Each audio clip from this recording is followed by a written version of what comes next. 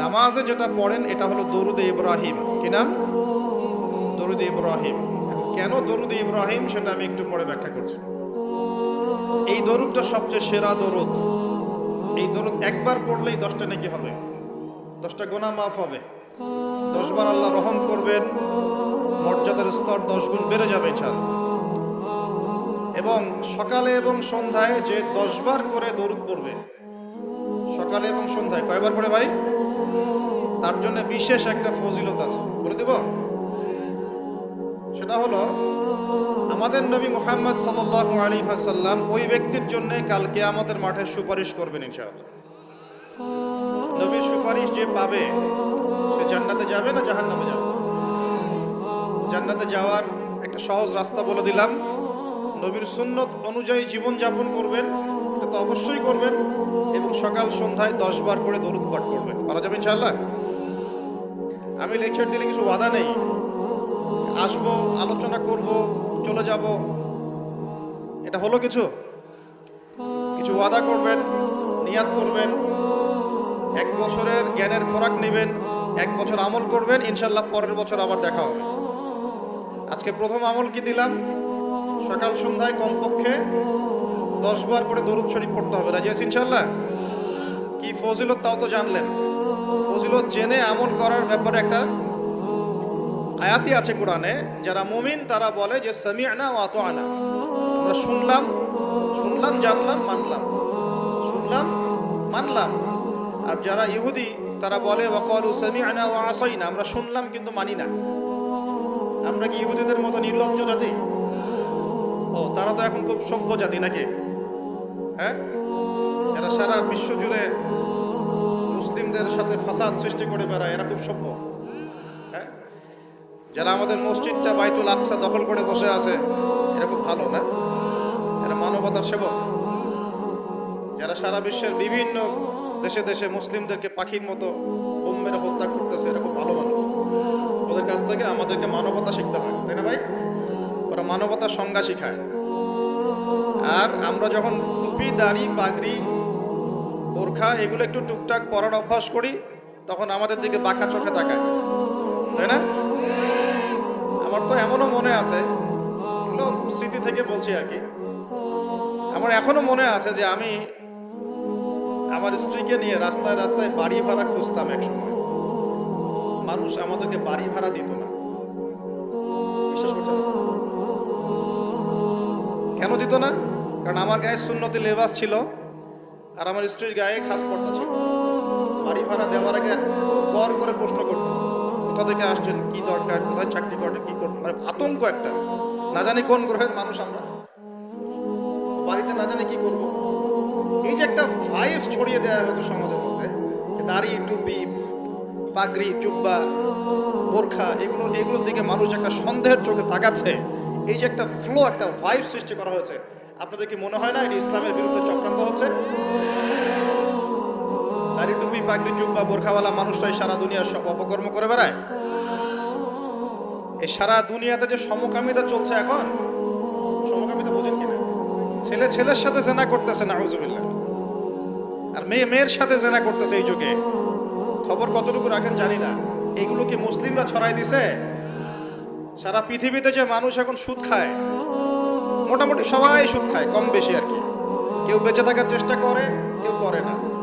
কোনো সময় দেখা যায় বেঁচে থাকার চেষ্টা করার পরেও সে বাধ্য হয়ে সেখানে সুদ খেতে হচ্ছে। এমন হচ্ছে কি না?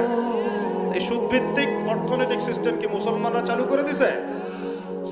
সারা বিশ্বের মানুষকে হারাম কি মুসলমানরা খাওয়াচ্ছে? সবার ফোনে ফোনে ইন্টারনেট সেকশনে ঢুকলেই দেখবেন পর্নোগ্রাফি, নগ্নতা, দেখেন না? এমন কারো চোখ নাই যেটা দেখে নাই, কারণ এটা সম্ভব না এখন এই যুগে। ইন্টারনেটের কাজ যারা করে, ইন্টারনেটে যারা ঢোকে, চোখের সামনে এগুলো পড়বেই পড়বে।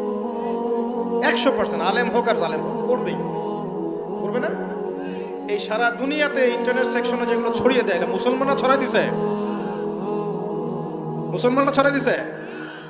মেয়েরা আগে একটু পর্দায় চলতো, ফেমিনিস্ট রেভলিউশনের মধ্য দিয়ে মেয়েদেরকে নগ্ন করে বাইরে বের করা হয়েছে। এখন মেয়েরা ছেলেদের পোশাক পরে ঘুরে বেড়ায়। হ্যাঁ, সমাজের মধ্যে এই সমস্যার কারণে জেনা বাড়ছে, পরকীয়া বাড়ছে, ব্যভিচার বাড়ছে, ধর্ষণ বাড়ছে। এই সমস্যাগুলো মুসলমানরা তৈরি করে দিছে। আমরা আগে শিখতাম কোরআন এবং সুন্নাহ কেন্দ্রিক শিক্ষা, এখন শিখতেছি পশ্চিমা ধাঁচের শিক্ষা। এই শিক্ষা কি মুসলমানরা চালু করে দিল? আগে আমরা আল্লাহ পাকের জমিনে আল্লাহর খলিফা ছিলাম। আল্লাহ পাক দুনিয়াতে আমাদের খলিফা করে পাঠান নাই? সূরা বাকারার প্রথম দিকে আছে না, আদম আলাইহিস সালামকে আমি সৃষ্টি করেছি কি জন্য? আমার খলিফা হিসেবে। ওয়াইজ ক্বালা রাব্বুকা লিল মালায়েকা ইন্নী জাঈলুন ফিল আরদি খলিফা শব্দ কোরআনে নাই। তাহলে আদম আলাইহিস সালাম এই দুনিয়াতে কার খলিফা?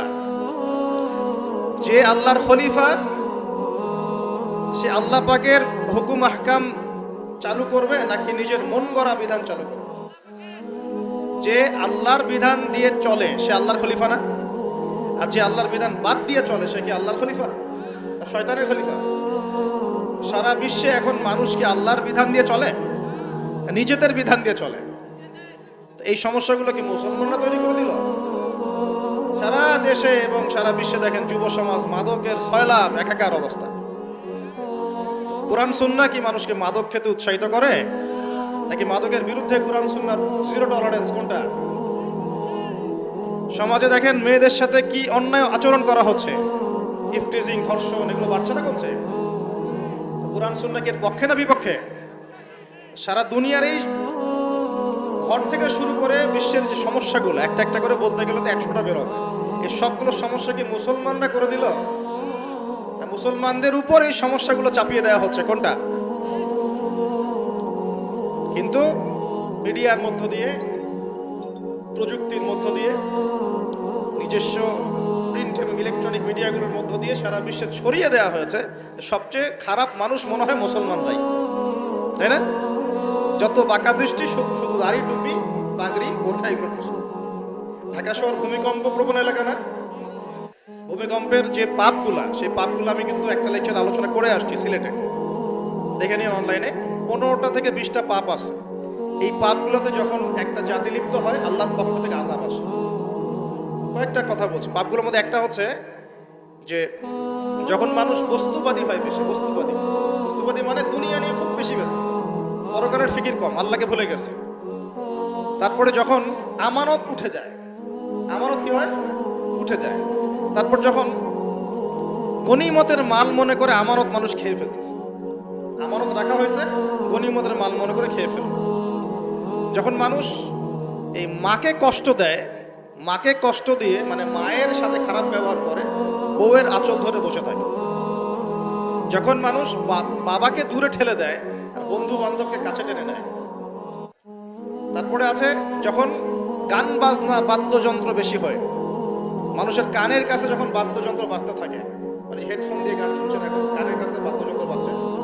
তারপর যখন মানুষ মাদকদ্রব্য বেশি সেবন করা শুরু করে, যখন জেনা বেশি বেড়ে যায়, অশ্লীলতা বেশি বেড়ে যায়, ব্যভিচার বেড়ে যায়, এই পাপগুলো যখন বেড়ে যায় এবং গায়িকা নর্তকীদের সংখ্যা বেড়ে যায়। প্রতিটা কথা আরবি দিয়ে বলা আছে, আমি বলতে গেলে টাইম যেত, আমি শর্ট করে বললাম। এই কাজগুলো যখন একটা সমাজের মধ্যে বেশি হয় তখন ওই জায়গায় আল্লাহর পক্ষ থেকে 2টা মারাত্মক মানে আযাব আসে। তার মধ্যে একটা হচ্ছে মহামারী, আর একটা হচ্ছে এই ভূমিকম্প। আর ভূমিকম্পের সাথে চলে আসে ভূমিধস, মানে ভূমি ধসে যায় এবং চেহারার আকৃতি পরিবর্তন হয়। আর একটা কি, হ্যাঁ, গরম বাতাসের আযাব আসে। এই গরম বাতাসের আযাবটা এখনো আসে নাই, কিন্তু আমি শেষ জামানার হাদিসগুলো টুকটাক গবেষণা করে মনে হচ্ছে অচিরে গরম বাতাসের একটা আযাব আসবে বিশ্বের দিকে। এবং নাসাও এটা নিয়ে গবেষণা করছে অলরেডি। সূর্যের মধ্যে অনেক রকম বিক্রিয়া হচ্ছে, তেজস্ক্রিয় বিক্রিয়া হচ্ছে ইত্যাদি, হিলিয়াম গ্যাসের অনেক বিস্ফোরণ হচ্ছে। এগুলোর ওয়েভ বা ফ্লোটা আস্তে আস্তে পৃথিবীর দিকে ধেয়ে আসবে। নবীজি বলেছেন ফালইয়ারতাকিবু ইনদা যালিকা রিহান হামরা। এই রিহান হামরা কথাটা এই হাদিসের মধ্যে আছে। তিরমিজির 2211 নম্বর হাদিস এটা আছে। গরম বাতাস ধেয়ে আসবে পৃথিবীর দিকে, গরম বাতাসের আযাব। গরম বাতাসের আযাব আসবে, ওয়াজালজালা এবং ভূমিকম্প। অন্য হাদিসে আসছে সানাওয়াতু জালাজিল, ভূমিকম্পের বছরগুলো। আর আসছে মুতানুন শাদীদ, বড় মহামারী। আর খসফুন মানে যে জমিন ধসে যাওয়া, মাসখান মানে চেহারা আকৃতি বিকৃত হয়ে যাবে, আর কযফান একটা আছে, কযফান মানে পাথরের বৃষ্টি বর্ষিত হবে। এই আযাবগুলো কখন আসে? এই পাপগুলোতে মানুষ যখন লিপ্ত হয়। আর আমাকে বলেন দেখি, এই পাপগুলোতে আমরা কম বেশি লিপ্ত আছে কিনা? বড় বড় বস্তুবাদী শহরগুলোতে এই পাপগুলো বেশি না? এখানে মানুষ ওই হাদিসের উপর আমল করছে। এখন কোন হাদিস? নবী সাল্লাল্লাহু আলাইহি ওয়াসাল্লামের ইন্তেকালের ৮০ থেকে ৮৫ দিন আগে একটা হাদিস তিনি বলে গেছেন, একদম শেষের দিকে, জীবনের শেষের দিকে। ওই হাদিসটাকে বলে হাদিসে জিবরিল। কি বলে? নবীজিকে জিবরাইল আলাইহিস সালাম মানুষের রূপ ধরে এসে জিজ্ঞাসা করেছিলেন যে কিয়ামত কবে হবে। নবীজিকে জিবরাইল আলাইহিস সালাম মানুষের রূপ ধরে সবার সামনে জনসমক্ষে এসে জিজ্ঞাসা করেছেন কিয়ামত কবে হবে। নবীজি বলছেন মাত্র দুটো আলামত বলেছেন। কয়টা ভাই? দুইটা। একটা হচ্ছে আনতালিদাল আমাতু রাব্বাতুহা, দেখবে যখন দাসী মনিবকে জন্ম দিচ্ছে। দাসী মনিবকে জন্ম দিচ্ছে মানে কি? সমাজের ন্যায় অন্যায়, হক বাতিল, হালাল হারাম, এই যে মানদণ্ড সব উল্টে যাবে। হালাল হবে হারাম, হারাম হবে হালাল, ন্যায় হবে অন্যায়, অন্যায় হবে ন্যায়, হক হবে বাতিল, বাতিল হবে হক, জায়েজ না জায়েজ, না জায়েজ জায়েজ। হ্যাঁ, মানুষ এই মানদণ্ড চেঞ্জ করে না এখন। বুঝতে পারছেন না মনে হয়? এখন সমাজে সত্য মিথ্যা, ন্যায় অন্যায়ের মানদণ্ড কি কোরআন সুন্নাহ এখনো টিকে আছে? এখন মানুষ নিজে যেটা ন্যায় মনে করে সেটাই ন্যায়, নিজে যেটাকে অন্যায় মনে করে সেটা, নিজে যেটাকে ভালো মনে করে সেটা ভালো, নিজে যেটাকে খারাপ মনে করে সেটা খারাপ। আল্লাহ যেটাকে হালাল করে দিয়েছেন মানুষ হারাম করে নিচ্ছে, আল্লাহ হারাম করে দিয়েছেন মানুষকে হালাল করে নিচ্ছে। হচ্ছে কি না এগুলা? তো এই যুগ চলে আসে নাই যে দাসী মনিবকে জন্ম দিচ্ছে না? মানে মানদণ্ড উল্টে গেছে। আমার কথা কি বুঝতে পারেন? মানদণ্ড উল্টে গেছে, জিনিস ভালো মন্দের, ন্যায় অন্যায়, হক বাতিলের মানদণ্ড উল্টে গেছে। বলেন তো সত্য মিথ্যার মানদণ্ড কি? আমার বুদ্ধি না আল্লাহর ওহী? কোনটা? সত্য মিথ্যা, ন্যায় অন্যায়, হক বাতিলের চূড়ান্ত মানদণ্ড কি? আমার বুদ্ধি নাকি আল্লাহ পাকের কোরআন সুন্নাহ? কোনটা? কিন্তু সমাজে কি সেটাই বাস্তবায়িত আছে 100%? 50%ও কি আছে? তো এই সমস্যাটা কি চলছে কিনা? তার মানে কি আমাদের এই বড় আলামতটা আমরা দেখছি কিনা? দেখছি। গেল দুই নম্বরটা নবী বলছেন ওয়া আনতারাল হুফাতাল উরাতাল আলাতা রিয়া আশাই ইয়াতাতাওয়ালুনা ফিল বুনিয়ান। নবীজি বলছেন যখন দেখা যাবে সমাজের সবচেয়ে দরিদ্র শ্রেণীর মানুষ, স্যান্ডেল কেনার টাকা ছিল না, কাপড় পরার টাকা ছিল না, এই শ্রেণীর মানুষ রাখাল মানে গরু ছাগল চড়াতো, এই শ্রেণীর মানুষ উঁচু উঁচু অট্টালিকা নির্মাণের প্রতিযোগিতা করবে। ভালো করে বোঝেন, নবীজি বলছেন না ধনীরা, সমাজের ধনীরা অট্টালিকা নির্মাণের প্রতিযোগিতা করবে। নবীজি এই কথা বলছেন না হাদিসে। নবীজি বলছেন সবচেয়ে দরিদ্র শ্রেণীর মানুষ, রাখাল শ্রেণীর মানুষ, স্যান্ডেল নাই, গায়ে জামা নাই, এরা উঁচু উঁচু অট্টালিকা নির্মাণের প্রতিযোগিতা করবে। করছে কিনা? কিভাবে সম্ভব এই শ্রেণীর মানুষের অট্টালিকা নির্মাণ না নির্মাণের কম্পিটিশন করা? কিভাবে সম্ভব? এক, সুদের মধ্য দিয়ে; দুই, করাপশন দুর্নীতির মধ্য দিয়ে; তিন, অন্যের সম্পদ আত্মসাৎ করার মধ্য দিয়ে। এই সমস্যাগুলো চলছে কিনা সমাজে? এরাই যখন 10-20 তলা বিল্ডিং উঠাবে তখন তো আর মানুষকে মানুষই মনে করবে না। বুঝতে পারছেন না? এদের তো কোনো পড়াশোনা নাই, কোনো ব্যক্তিত্ব নাই, কোনো দিনই এলেম নাই, রুচিবোধ নাই, কালচার না, সামাজিক না, এর তো মানে অসামাজিক। এরা যখন, এদের হাতে যখন আপনি সম্পদ চলে যাবে, এরা তো সাধারণ মানুষকে মানুষই মনে করবে, গরিব মানুষকে কিছুই মনে করবে না, ও মনে করবে আমি সব কিছু। আমরা দেখেছি যার একটা বাড়ি আছে ঢাকায়, মানুষকে মানুষই মনে করে, মানুষকে মানুষই মনে করে না, যে মনে করে আমি শহরের মালিক। হ্যাঁ, কি একটা অবস্থা মানুষের মধ্যে, যে কি অহংকার, কি আত্ম অহংকার, দালান কোঠার যে অহংকার। এই সমস্যাগুলো হলে আল্লাহ ভূমিকম্পতে ধসায় দিবেন না? দেখেন নাই কয়দিন আগে কি হলো? গতকালকে যে কোটিপতি ছিল তার পরের দিন রুটি নিয়ে দাঁড়ায় আছে, গতকালকে আইসক্রিম বিক্রি করেছে নাচানাচি করে, তারপরের দিন বসে আছে, কিচ্ছু নেই। আল্লাহ পাক এই পাপগুলো দেখে সবর করেছেন, ধৈর্য ধরেছেন। ধৈর্য ধরে এক সময় যখন আল্লাহ পাকের আযাব চলে আসছে, একবারে সব আমরা তো কারো দুঃখে খুশি না। এগুলো সারা দুনিয়ার মুসলমানদের জন্য শিক্ষা। সারা দুনিয়ার মুসলমান যে যেখানে আছি আমাদের সবার জন্য এটা শিক্ষা। এই পাপগুলোতে আমরা লিপ্ত হই, আল্লাহ পাক ছাড় দিলেও ছাড়বেন না। আল্লাহ পাক ছাড় দিবেন কিন্তু ছাড়বেন না। মানুষের মধ্যে এখন সম্পদের যে অহমিকা, গরিব মানুষকে মানুষই মনে করে না। খেটে খাওয়া মানুষকে মানুষই মনে করে না। রিক্সাওয়ালা, যারা নিম্নবিত্ত, নিম্ন মধ্যবিত্ত, চা বিক্রি করে, পানের দোকান করে, হালাল খায়, কৃষক, এই মানুষগুলোকে এখন বড় লোকরা মানুষই মনে করে না। যাকাত তো দেয়ই না, যাকাত তো তার উপরে ছিল ফরজ, ওই যাকাত তো দেয়ই না যে এই খাবার তার কাছে পৌঁছাবে। উল্টা কিভাবে তাদের সম্পদ লুটে পুটে খাওয়া যায় সেই বুদ্ধি। আবার দিলেও যে কত শর্ত, বাপরে বাপ। তো কিছুটা মনের কষ্ট থেকেও বললাম কথাগুলো আর কি, যে আসলে আপনি যখন কোরআন এবং সুন্নাহর জ্ঞানী হবেন না, তখন অন্যকে সম্মান দিতে পারবেন না।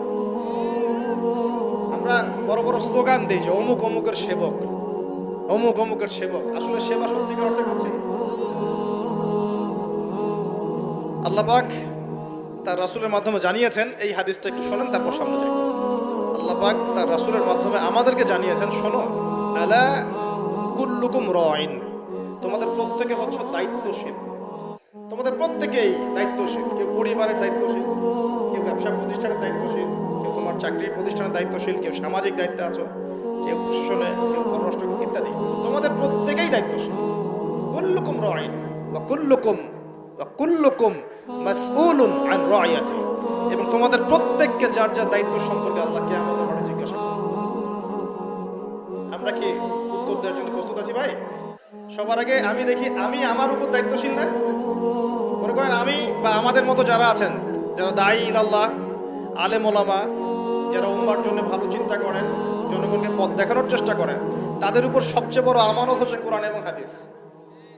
তাদের উপর সবচেয়ে বড় আমানতটা কি? কোরআন এবং সুন্নাহ। এই জ্ঞানটাকে সত্যটাকে স্পষ্ট করে দেওয়া, এটার আলোকে সত্য মিথ্যাকে স্পষ্ট করে দেয়া। কতজন মানুষ এই কাজটা করতেছে?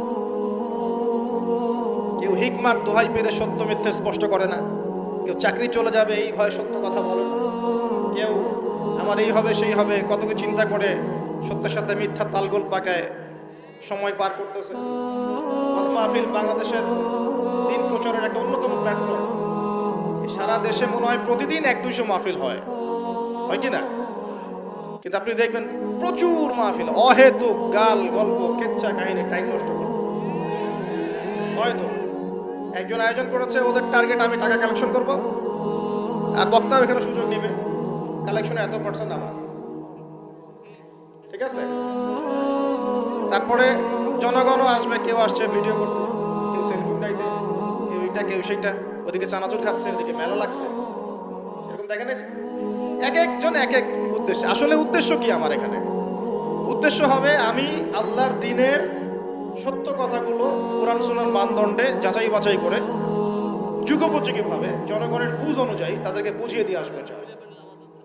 জনগণ কি করবে? অডিয়েন্স, তারা এখানে আসবে একটা নিয়াতে, আমরা কোরআন সুন্নাহ শুনবো, কোরআন সুন্নাহর কথাগুলোকে মেলাবো, যাচাই করব। যদি কোরআন সুন্নাহর সাথে মিলে যায় আমি গ্রহণ করবো, যদি বক্তার কথা কোরআন সুন্নাহর সাথে না মেলে আমি নিব না।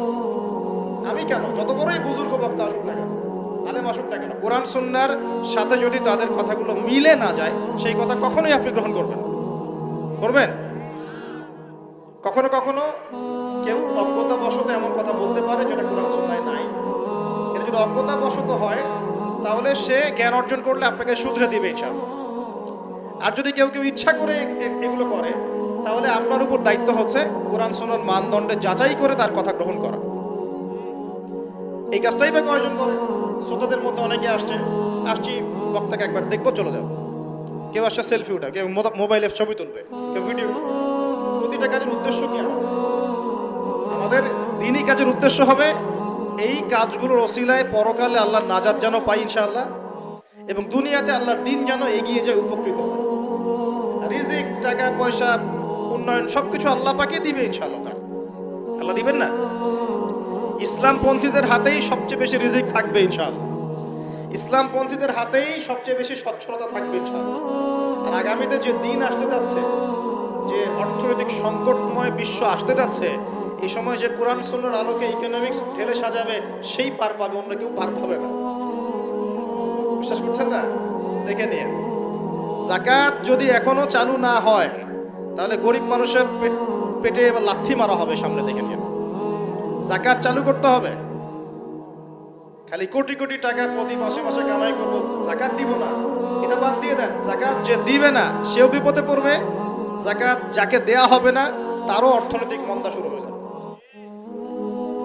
যাকাত আল্লাহ পাক দিয়েছেন কোরআনের অর্থনীতি মানে যাকাত, কোরআনের অর্থনীতি মানে ব্যবসা, কোরআনের অর্থনীতি মানে সাদাকা, কোরআনের অর্থনীতি মানে কৃষিভিত্তিক অর্থনীতি।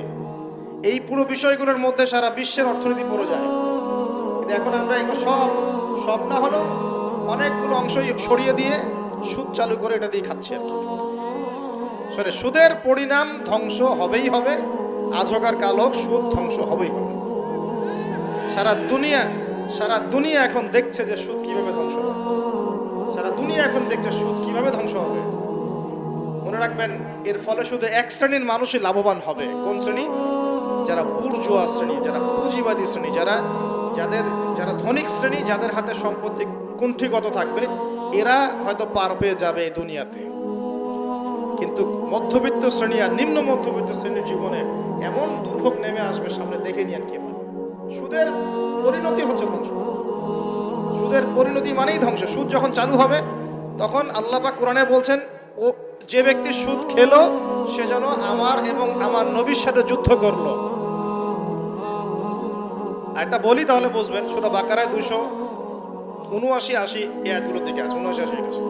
আল্লাহ পাক বলছেন, ইয়া আইয়ুহাল্লাযীনা আমানু, হে মুমিনগণ, ইত্তাকুল্লাহ, তোমরা আল্লাহকে ভয় করো। আল্লাহর কথা সহজ না? তোমরা আল্লাহকে ভয় করো। ওয়াযারু মা বাকিয়া মিনার রিবা, সুদ ছেড়ে দাও, সুদের অবশিষ্ট অংশ ছেড়ে দাও, মানে সুদ ছেড়ে দাও। ওয়া ইল্লাম তাফআলু, যদি তোমরা সুদ না ছাড়ো, ফাআযানু বিহারবিন মিনাল্লাহি ওয়া রাসূলিহি, তাহলে আল্লাহ এবং তার রাসূলের সাথে যুদ্ধের ঘোষণা শুনে নাও। কার কথা এটা? আমি বানিয়ে বললাম? আপনার কিতাব, এই কিতাব আপনার বাসায় নাই? আপনি কি এই কিতাবের জন্য জীবন দিতে চান না? যখন এই কিতাবকে কেউ অবমাননা করে, আপনার তো গা জ্বলে, হৃদয় রক্তক্ষরণ হয়। কয়েকদিন আগে ওই যে সুইডেন না ডেনমার্ক, হ্যাঁ, আমি নামও ভুলে গেছি, ভুলে যাওয়াই ভালো, এগুলো মনে রাখাই খারাপ, কারণ এদেরকে মনে রাখে কি হবে। শুধু প্রথম কথা হচ্ছে যে ওই পশ্চিমা সভ্যতার মধ্যেই যারা বাক স্বাধীনতার কথা বলে, ব্যক্তি স্বাধীনতার কথা বলে, আর তাদের বাক স্বাধীনতা মানে হচ্ছে ছেলে ছেলে বিয়ে করতে পারবে, এটা ব্যক্তি স্বাধীনতা। আর বাক স্বাধীনতা মানে ইসলামের বিরুদ্ধে যা ইচ্ছা তাই বলতে পারবে, ইসলামের বিরুদ্ধে যা ইচ্ছা তাই বলতে পারবে, এটা হচ্ছে বাক স্বাধীনতা। আর আল্লাহ পাকের বিধানের বাইরে যা ইচ্ছা তাই করতে পারবে, মদ খাবে, সুদ খাবে, ঘুষ খাবে, জেনা করবে, পর্নোগ্রাফিতে থাকবে, যা ইচ্ছা করবে, এর নাম হলো ব্যক্তি স্বাধীনতা। এটা ওরা বিশ্বাস করে। তো সেখানে কোরআনকে অবমাননা করেছে, কোরআন পুড়িয়ে দিয়েছে, আপনারা দেখেছেন তো। তখন আপনার খারাপ লাগে নাই? একটু খারাপ লাগে নাই ভাই? কষ্ট হয় নাই? যদি সে আপনার ছেলে হতো আপনি কি করতেন বলেন? আপনার ছেলে যদি কোরআন পুড়িয়ে দিত কি করতেন?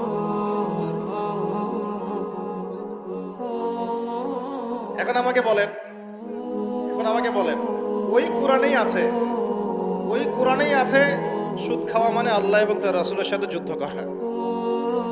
আমি আর আপনি যে মানছি না, এখন আমাদের কি হবে বলেন? সে তো অমুসলিম, কোরআনে কি আছে জানেই না, বেচারা। কোরআনের প্রধান ক্ষোভ, কারণ কোরআন ওদের সমস্ত জাহিলিয়াত অন্যায়ের বিরুদ্ধে কথা বলে, এই জন্য কোরআনকে পুরাই দিতে চায় এবং নবীকেও গালিগালাজ করে, তাই না? ইসলামের বিরুদ্ধে দাঁড়ায় যায়, ইসলামের বিরুদ্ধে ওরা চেষ্টা চালায়, কারণ ওরা জানে না ইসলাম কি, ওরা বোঝে না কোরআন কি, ওরা বোঝে না মুহাম্মদ সাল্লাল্লাহু আলাইহি ওয়াসাল্লাম কে, তিনি কেমন আদর্শ, কেমন মানুষ, তিনি যে পুরো বিশ্বের জন্য রহমত, ওরা তো জানেই না, বোঝেই না। আমরা জানি না। এখন আমরা যে জানি, কিন্তু আমরা যে কোরআন পড়তে জানি না। আমরা তো জানি, কিন্তু আমরা তারপরেও যে কোরআন তেলাওয়াত করতে পারি না, জানার পরেও যে কোরআনের অর্থ কোনোদিন পড়ে দেখলাম না। আরে কত বছর তো অর্থ পড়তে বলেছিলাম যে অর্থগুলো একটু পড়ে দেখেন, বাপরে বাপ, যে ধোয়াটা ধুইলো আমাকে, আমি একদম পরিষ্কার হয়ে গেছি, এমন ধোয়া হয়ে গেছে। কোরআনের অর্থ পড়ার দরকার নাই। আমি কি বলেছিলাম যে কোরআন তেলাওয়াত করলে কোনো নেকি হবে না?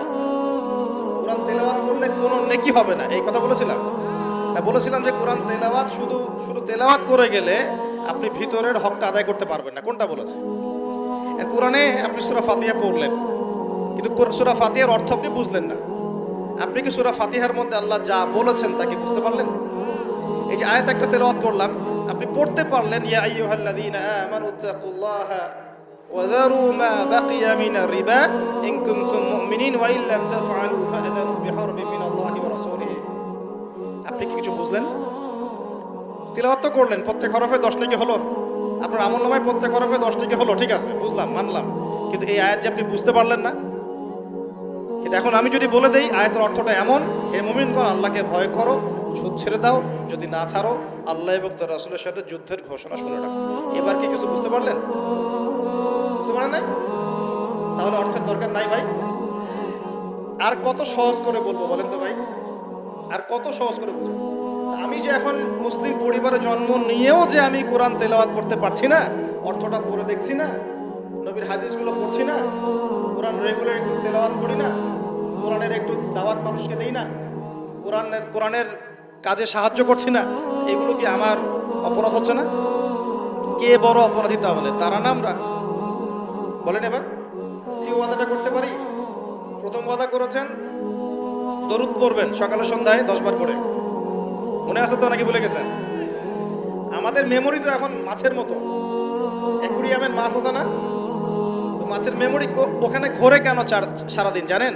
কারণ ওর memory short time memory loss, মানে ওর মেমোরি এত নিচু স্কেলের, ও মনে করে যে এটা হচ্ছে অনেক বড় সমগ্র, কোথায় গেল ভুলে গেল, এই যেখান থেকে এই পর্যন্ত গিয়েছে ও ভুলে গেছে কোথায় কোথায় আসছে, মেমোরি লস। আমাদের কেন জানি আমাদের জাতিটা এরকম হয়ে গেছে, আল্লাহ মাফ করো। একটা ইস্যু আসে ওইটা নিয়ে একদম মাতামাতি লাফালাফি, চলে গেলে ওইটা ভুলে যাবে, নতুন ইস্যু, এমনটা হয় না? আচ্ছা, তো আপনারা ওই রকম হয়েন না অন্তত পক্ষে, আল্লাহ পাক তৌফিক দান করুন। তো প্রথমে ওয়াদা করেছেন কি 10 বার করে দরুদ, মনে আছে তো? আচ্ছা, এবার দ্বিতীয় ওয়াদা করেন যে কোরআন যারা তেলাওয়াত করতে জানেন না, আমি অর্থের কথা বলছি না এখন, জাস্ট তেলাওয়াতের কথা বলছি, যারা কোরআন তেলাওয়াত করতে জানেন না, এই যে রমজান মাস সামনে আসছে, এই পুরো রমজান সময় দিলাম বিশুদ্ধ করে কোরআন তেলাওয়াত শিখতে হবে। রাজি আছেন ইনশাআল্লাহ? রাজি আছেন ইনশাআল্লাহ? ওয়াদা করছেন তো? নিয়াত এত দুর্বল কেন? নিয়াত এত দুর্বল কেন? কোরআন তেলাওয়াত শিখতে কি কষ্ট হবে খুব? এটা তেলাওয়াত শেখাটা কি অযথা হবে, কাজে দিবে? কোরআন যে তেলাওয়াত করতে জানে না, কোরআন কি তার পক্ষে সাক্ষী দিবে না বিপক্ষে সাক্ষী দিবে? আর কোরআন যার বিপক্ষে সাক্ষী দিবে সে কি জান্নাতে যাবে? কি মনে হয়, জান্নাতে যাবে? আচ্ছা, তাহলে একটু ওয়াদা করতে পারি ইনশাআল্লাহ আগামী রমজান শেষ হওয়ার আগেই কোরআন তেলাওয়াত শেষ হওয়া চাই ইনশাআল্লাহ। পারা যাবে ইনশাআল্লাহ? যদি ফজিলত বলি, প্রত্যেক হরফে 10 নেকি পাবেন ইনশাআল্লাহ, প্রত্যেক হরফে 10 নেকি। কোরআনে কতগুলো হরফ আছে জানেন? এটা আয়াত, আয়াত, হরফ, হরফ মানে অক্ষর, আর আয়াত 6666টা নাই, 6666টা আয়াত কোরআনে নাই। বাসায় কি গুনে দেখে, কোরআনে আয়াত আছে 6236টা, 6236টা, বাসায় কি গুনে দেখে। 2, কোরআনের শব্দ আছে 77,800টা, শব্দ বুঝি, ওয়ার্ডস 77,800টা, এটা হলো শব্দ সংখ্যা। আর অক্ষর প্রায় 5 থেকে 6 লক্ষ অক্ষর আছে, 5 থেকে 6 লক্ষ অক্ষর আছে। প্রত্যেক হরফে 10টা করে যদি নেকি হয়, একবার বিশুদ্ধ করে কোরআন খতম দিলে কত নেকি হবে বলেন? কত হবে? কয়েক কোটি তো হবে নাকি ইনশাআল্লাহ? হবে তো নাকি? আল্লাহ পাক আমাদের সবাইকে বিশুদ্ধ করে কোরআন তেলাওয়াত করার তৌফিক এনায়েত করুন, বলি আমিন। এখন যারা আমরা কোরআন তেলাওয়াত করতে জানি, হাফেজ আছি বা কোরআন পড়তে পারি মাশাআল্লাহ, তারা কি একটু ওয়াদা করতে পারি যে এই রমজান মাসে আলিফ লাম মিম থেকে শুরু করে মিনাল জিন্নাতি ওয়ান নাস পর্যন্ত 114টা সূরার অর্থ পড়ে দেখব ইনশাআল্লাহ? কারা কারা কোরআন তেলাওয়াত করতে জানেন হাত তোলেন দেখি একটু। মাশাআল্লাহ, শুকরিয়া, জাযাকুমুল্লাহ, অনেকেই জানেন মাশাআল্লাহ, হাত নামান।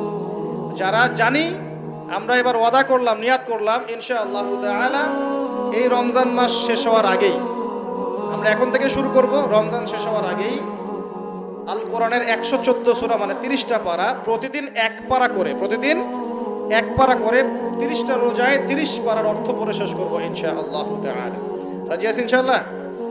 দেখেন, কোরআনের অর্থ না পড়লে আপনি আল্লাহ আপনাকে যা বলতে চেয়েছেন সেটা আপনি বুঝতে পারবেন না। বুঝতে পারবেন? উদাহরণ দিই ছোট্ট করে, খেয়াল করেন।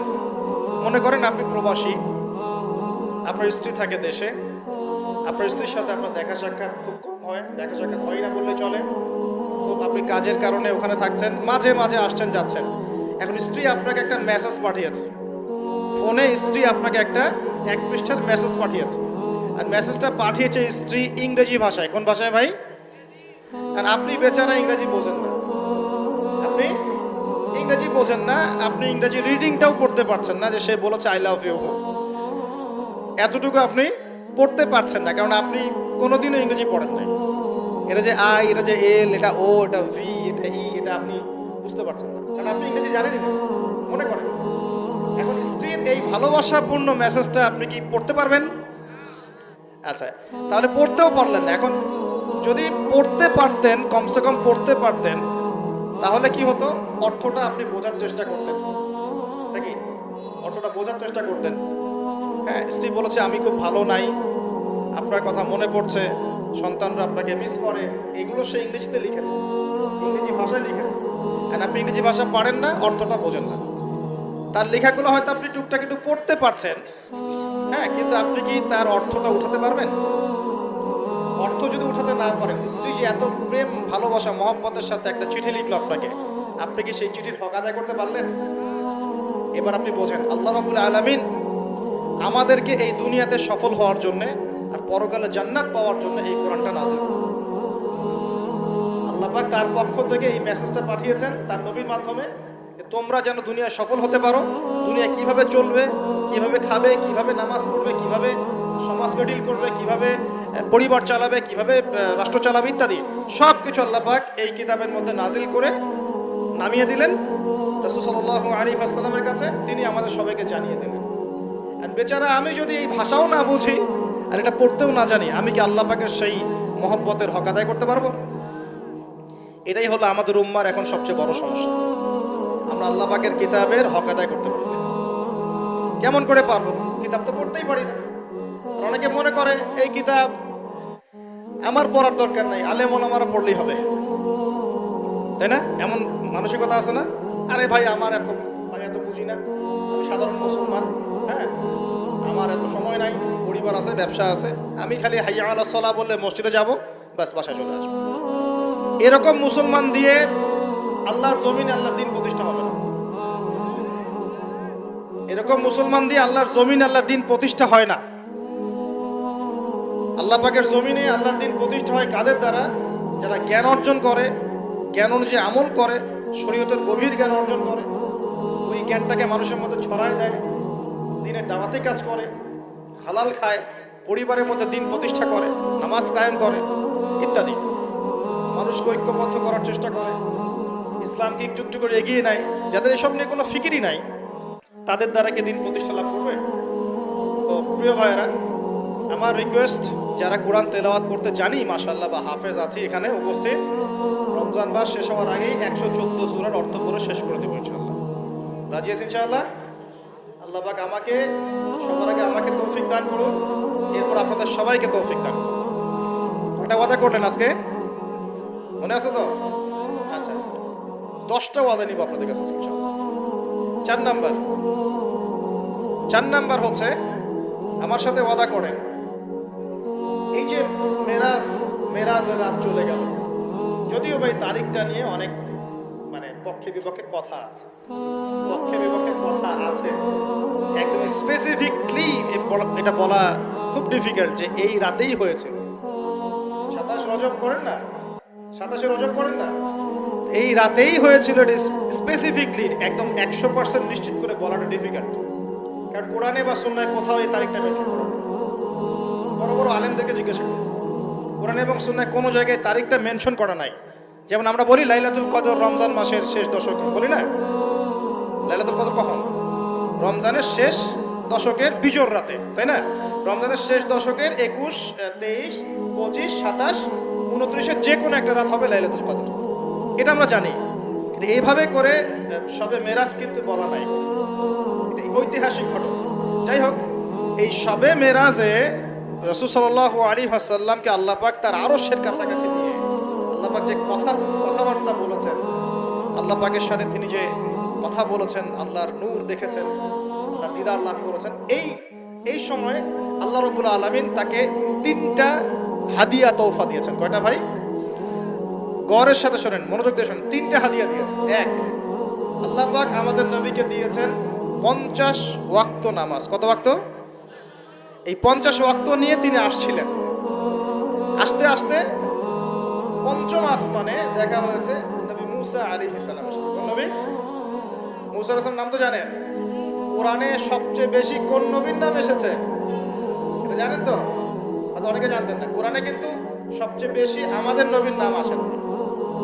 কোরআনে সবচেয়ে বেশি এসেছে নবী মুসা আলাইহিস সালামের নাম, প্রায় 137 জায়গায়। কত জায়গায়? আরো কম বেশি হতে পারে, এটা আমাদের ছোট্ট গবেষণা, আল্লাহু আ'লাম বিসওয়াব। তো কারণ কোরআন খুললেই দেখবেন মুসা আর ফেরাউন, মুসা আর ফেরাউন আছে না?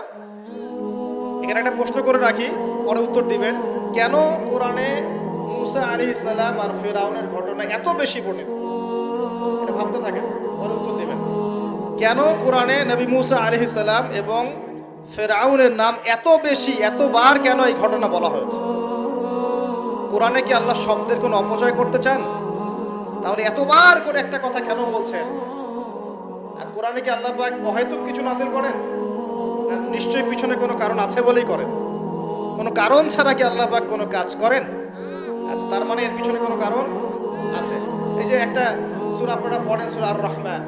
সূরা আর রহমানের মধ্যে পড়েন না, আর রহমান আল্লামাল কোরআন খালাকাল ইনসান আল্লামাহুল বায়ান, পড়েন না? আচ্ছা, এই সূরার মধ্যে 31 বার এসেছে ফাবিআইয়ি আলাই রাব্বিকুমা। আমি যদি বলি যে 31 বার কেন এই আয়াতটা আসলো, এতবার কেন? একটা সূরার মধ্যে এতবার একটা কথা বলার কি দরকার? আল্লাহ পাক তো কোরআনে শব্দের অপচয় করতে চান না, তাহলে এতবার করে আল্লাহ পাক কেন বলছেন এই কথা? এই দুটো উত্তর আলোচনা শেষে আমি যুবকদের কাছ থেকে শুনবো ইনশাআল্লাহ। ভাবতে থাকেন, সূরা আর রহমানে কেন এতবার ফাবিআইয়ি আলাই রাব্বিকুমা তুকাযযিবান বলা হয়েছে, এবং মুসা এবং ফিরআউনের ঘটনা এতবার কেন এসেছে? আমাদের উম্মাহকে আল্লাহ কি শেখাতে যাচ্ছে? ভাবার বিষয় আছে কিনা ভাই? কোরআন নিয়ে মানুষ ভাববে কখন? যখন পড়বে, বুঝবে, তখন তো ভাববে নাকি? একটা বিষয় যখন পড়ে, বোঝে, গবেষণা করে, তখন না মাথায় গুলো খেলে। আর কোরআন তো সেই খুলেছিলাম বাবা মারা যাওয়ার সময়, বাবার মৃত্যুবার্ষিকীতে, বাবার 40 দিনের দিন। হ্যাঁ, ওই যে কবে আমার ছেলে অসুস্থ হয়েছিল, ওই দিন কোরআন খুলে ঝাড়ফুঁক করেছি। এগুলোই তো কোরআনের সাথে আমাদের সম্পর্ক। একটু চেক করে দেখেন, লাস্ট কত মিনিট আগে আপনি হোয়াটসঅ্যাপ চেক করেছেন, দেখবেন আধা ঘন্টা আগে। লাস্ট কত ঘন্টা আগে আপনি ইউটিউব চেক করেছেন, দেখবেন 1 ঘন্টা আগে চেক করেছেন। লাস্ট কত ঘন্টা আগে আপনি ফেসবুক স্ক্রল করেছেন, দেখবেন 10 মিনিট আগে, 15 মিনিট আগে, 20 মিনিট আগে। এমন আমল নামা স্ক্রল করে দেখেন লাস্ট কবে কোরআন খুলেছিলেন। বুঝতে পারেননি কথা? কবে শেষ কোরআন খুলে দেখেছেন? কে কবে শেষ কোরআন খুলে দেখেছে? কোরআনের সাথে যদি এমন সম্পর্ক হয়, হে মুসলিম জাতি, আমাদের আল্লাহর গজব থেকে বাঁচার কোনো সম্ভাবনা নাই। আল্লাহ পাক আমাদেরকে কোরআনের সাথে সম্পর্ক করার তৌফিক দান করুন। যে কোরআনের সাথে সম্পর্ক করতে পেরেছে, সে সরাসরি আল্লাহর সাথে সম্পর্ক করতে পেরেছে। যার সাথে কোরআনের সম্পর্ক নাই, সে আল্লাহর মারেফত থেকে বহু দূরে অবস্থান করছে। আল্লাহর মারেফত এইভাবে পাওয়া যায় না, অনেক ত্যাগ তিতিক্ষার মধ্য দিয়ে। আল্লাহ পাকের মারেফত পাওয়ার সবচাইতে শ্রেষ্ঠ মাধ্যম হচ্ছে কোরআনুল কারীম। এছাড়া এর চেয়ে শ্রেষ্ঠ কোনো মাধ্যম নেই। হ্যাঁ, সালাত আছে, সেটা একটা ইবাদত, এটা হচ্ছে বিধান। এই বিধান এবং এর তেলাওয়াত, আল্লাহ পাকের কালাম, এর মধ্য দিয়ে আল্লাহ পাকের মারেফত লাভ করা যাবে ইনশাআল্লাহ তাআলা। আল্লাহর সাথে আপনি সরাসরি কথা বলতে পারবেন। আপনি কি আল্লাহর সাথে কথা বলতে চান না? আল্লাহ পাক কি বলছেন, কেন বলছেন, আপনার সাথে, আপনার প্রতি আল্লাহ পাক কি নসিহত করছেন, আপনি কি জানতে চান না, শুনতে চান না? মুসা আলাইহিস সালাম পঞ্চম আসমানে আমাদের নবীকে বলছেন 50 ওয়াক্ত নামাজ আপনার উম্মত পড়তে পারবে না, আপনি কমিয়ে নিয়ে আসেন। আমার উম্মতকে 2 ওয়াক্ত নামাজ দেয়া হয়েছিল, পড়তে পারে নাই। তার উম্মতের নাম কি? মুসা আলাইহিস সালামের উম্মতের নাম কি বলেন? বনু ইসরাইল। কিন্তু বনু ইসরাইল তারও আগ থেকেই ছিল। বনু ইসরাইল বলা হয় ইয়াকুব আলাইহিস সালামের বংশধরদেরকে। মুসা আলাইহিস সালামের কওম দাবি করে, এখন যারা ইহুদি তারা দাবি করে যে আমরা মুসা আলাইহিস সালামের কওম। কিন্তু সত্য কথা হচ্ছে যে যারা এই দাবিটা করে এরা সত্যিকারের বনু ইসরাইল নয়। এরা হচ্ছে ইউরোপিয়ান জিউস, ইউরোপ থেকে এসেছে, এরা ইউরোপিয়ান জিউস, এরা সত্যিকারের বনু ইসরাইল নয়, এটা মাথায় রাখবে। আচ্ছা, আর যারা বলে আমরা নাসারা বা খ্রিস্টান, এরাও সত্যিকারের খ্রিস্টান নয়। সত্যিকারের খ্রিস্টানরা কখনো 3 খোদায় বিশ্বাস করতো না। তারা বিশ্বাস করতো আল্লাহ ছাড়া কোনো ইলাহ নাই এবং আল্লাহ পাকের কোনো সন্তান নেই, তারা বিশ্বাস করতো। তারা বিশ্বাস করতো ঈসা আলাইহিস সালাম আল্লাহর সন্তান নয়। সত্যিকারের খ্রিস্টান ছিল বাদশা নাজাশী, কি না নাম শোনেন নাই? বাদশা নাজাশী ছিল নবী সাল্লাল্লাহু আলাইহি ওয়াসাল্লামের সময় এমন একজন খ্রিস্টান শাসক যার রাজ্যে কেউ জুলুমের শিকার হতো না। মুসলমানরা একসময় সেই রাজ্যে আশ্রয় নিয়েছিল এই মুশরিকদের অত্যাচার থেকে বাঁচার জন্য। এই বাদশা নাজাশী মুসলমানদেরকে আশ্রয় দিয়েছিল, তাদের ভরণ পোষণ দেখাশোনা সবকিছু করেছিল। এই বাদশা নাজাশী যখন মারা যায়, আমাদের নবী নিজে তার গায়েবানা জানাজার নামাজ পড়েছেন। যারা ছিল প্রকৃত খ্রিস্টান, যার সামনে জাফর রাদিয়াল্লাহু আনহু সূরা মারিয়াম তেলাওয়াত করেছিলেন, সূরা মারিয়ামের তেলাওয়াত শুনেই তিনি চোখ দিয়ে দরদর করে কান্না শুরু করেছেন। মনে রাখবেন, এখনকার ইউরোপিয়ান জিউসরা কিন্তু প্রকৃত বনু ইসরাইল নয়, এটা মাথায় রাখবেন। তারপরে সামনে যান। মুসা আলাইহিস সালাম কমাতে চাপ দিচ্ছেন, নবী সাল্লাল্লাহু আলাইহি ওয়াসাল্লাম একবার যাচ্ছেন 50 থেকে 45, 45 থেকে 40, 40 থেকে 35, এই করতে করতে করতে করতে 5 ওয়াক্ত নামাজ হলো। কত ওয়াক্ত? 5 ওয়াক্ত। এবার মুসা আলাইহিস সালাম বলছেন আরো কমায় নিয়ে আসেন,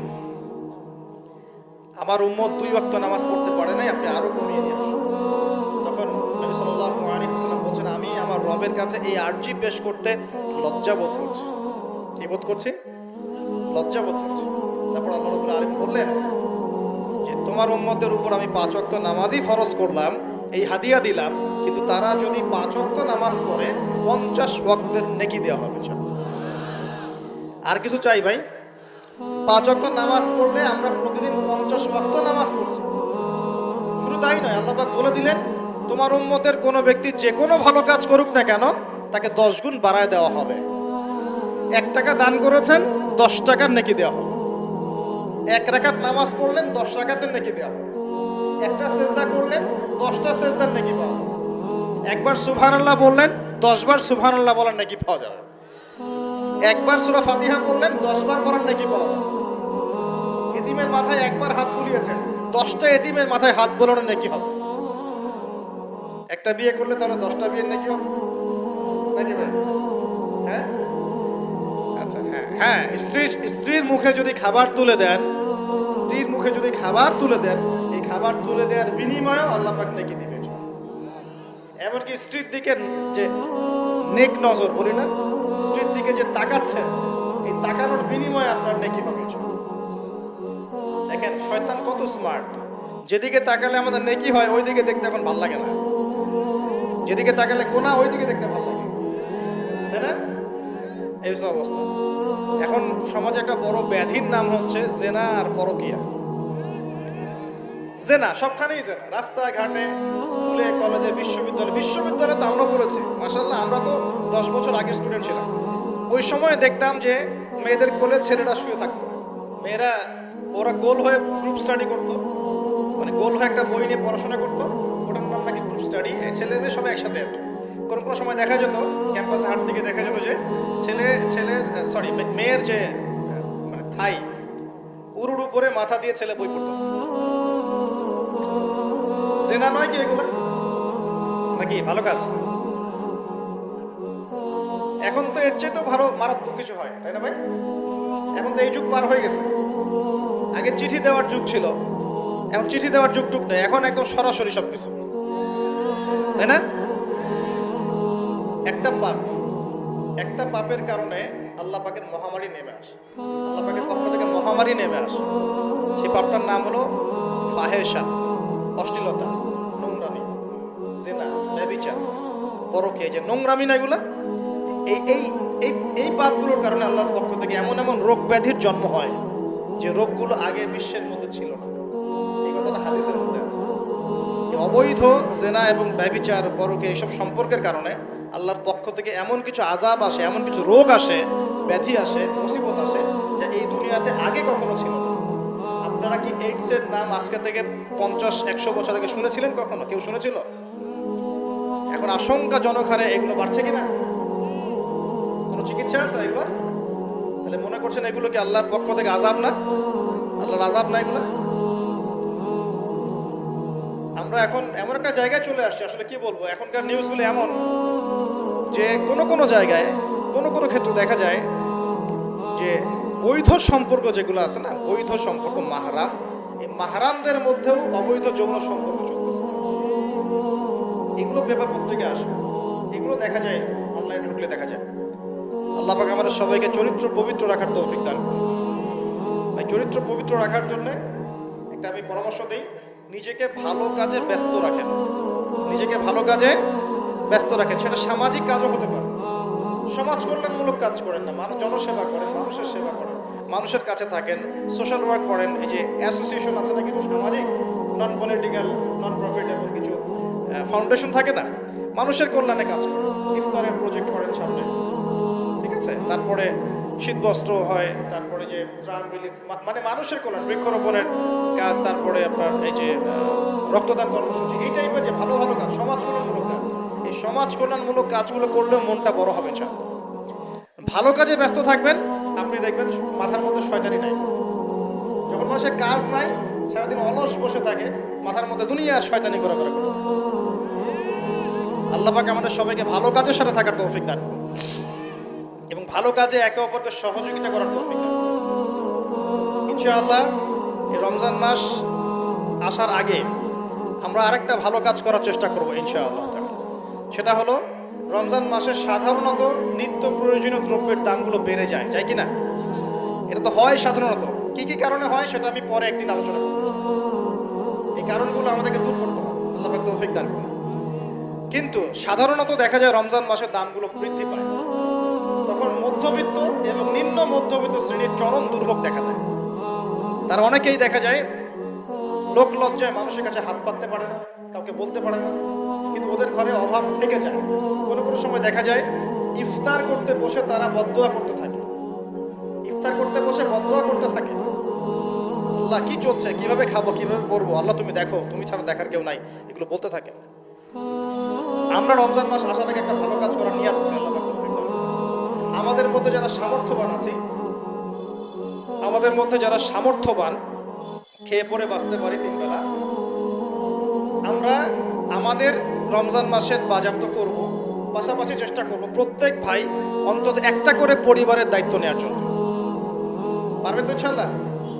প্রত্যেক ভাই কমপক্ষে একটা করে পরিবার, সামর্থ্যবান, বিত্তশালী, সামর্থ্যবান, যাদেরকে আল্লাহ পাক সামর্থ্য দিয়েছেন অর্থনৈতিক, আমরা একটা নিয়াত করি যে আগামী রমজানে, এই আসন্ন রমজানে ইনশাআল্লাহ আমরা নিজেদের পরিবারের সাথে অন্তত একটা করে পরিবারের হলো দায়িত্ব নেব ইনশাআল্লাহ। আমরা নিজেদের পরিবারের বাজার করব, মাসিক বাজার, একটা পরিবারের মাসিক বাজার করে দেবো ইনশাআল্লাহ। পারা যাবে না ইনশাআল্লাহ? এইভাবে যদি আমরা সমাজের মানুষগুলো এগিয়ে আসি, যাদের সামর্থ্য আছে, দেখবেন সমাজের একটা বড় অংশের মানুষের অভাবের সমস্যা দূর হয়ে যাবে। এক মাসের বাজেট তার কি লাগতে পারে, এক মাসের জন্য কতটুকু চাল লাগবে, 20 কেজি 30 কেজি হয়তো চাল লাগতে পারে, ডাল লাগতে পারে, নিত্য প্রয়োজনীয় জিনিস, তেল লাগতে পারে, চিনি লাগতে পারে, চিনি, তারপরে আপনার এই যে ছোলা লাগতে পারে, খেজুর লাগতে পারে। একটা প্যাকেজ করে আমি চেষ্টা করব আমার পরিবারের সাথে অন্তত একটা করে পরিবারের দায়িত্ব নেওয়ার জন্য। পারবো না ইনশাআল্লাহ ভাই? নিয়ত এত দুর্বল কেন? নিয়ত এত দুর্বল কেন ভাই? যখন আল্লাহর বান্দারা অন্য মুসলিমের পাশে থাকে, আল্লাহ তখন সেই বান্দার পাশে থাকে ইনশাআল্লাহ। নিজেকে ভালো কাজে ব্যস্ত রাখেন। দান সৎকার করলে কখনো টাকা কমে যায় না, মনে রাখবেন। দান করলে কোনোদিনও টাকা কমে যায় না। আপনার দানের টাকা ঘুরে ফিরে আপনার কাছে আসবে, বুঝতে পারছেন না? আপনার দানের টাকা ঘুরে আল্লাহ আপনার কাছে ফিরাই দিবে। কিভাবে ফিরাবেন সেটা আল্লাহর দায়িত্ব। আমি কি বুঝাবো কিভাবে ফিরাবেন? বুঝবেন, একটু বোঝানোর চেষ্টা করবেন। অর্থনীতি কিন্তু কঠিন, সহজ করে বোঝানোও কঠিন, সবাই সহজ করে বোঝাতেও পারবে না। আমি একটা পয়েন্ট খালি বুঝাই, আপনাদেরকে বোঝার চেষ্টা করেন। মনে করেন আপনাদেরকে অর্থনীতি বুঝাই, এগুলো আমাদের সাবজেক্ট ছিল, আর তখন আমরা আসলে অর্থনীতি কিছুই বুঝতাম না। তারপরে যখন কোরআন হাদিস পড়া শুরু করলাম, তখন দেখলাম যে ও আচ্ছা, ব্যাপার তো খুব সহজ। সহজ জিনিসটাকে এত কঠিন করা হয় কেন? দেখেন কিরকম। মনে করেন একটা বাজার, আপনাদের এখানে বাজার আছে কি? আচ্ছা, এই বাজারের মধ্যে ধরেন 100 ব্যবসায়ী আছে, আর ব্যবসায়ীরা ব্যবসা করে। আল্লাহ পাক ব্যবসা হালাল করেছেন না হারাম করেছেন? হালাল ব্যবসা। ব্যবসায় একটা 10 টাকার পণ্য আপনি চাইলে 30 টাকা, 40 টাকা, 50 টাকা, 100 টাকা বিক্রি করতে পারবেন কি না? পারবেন।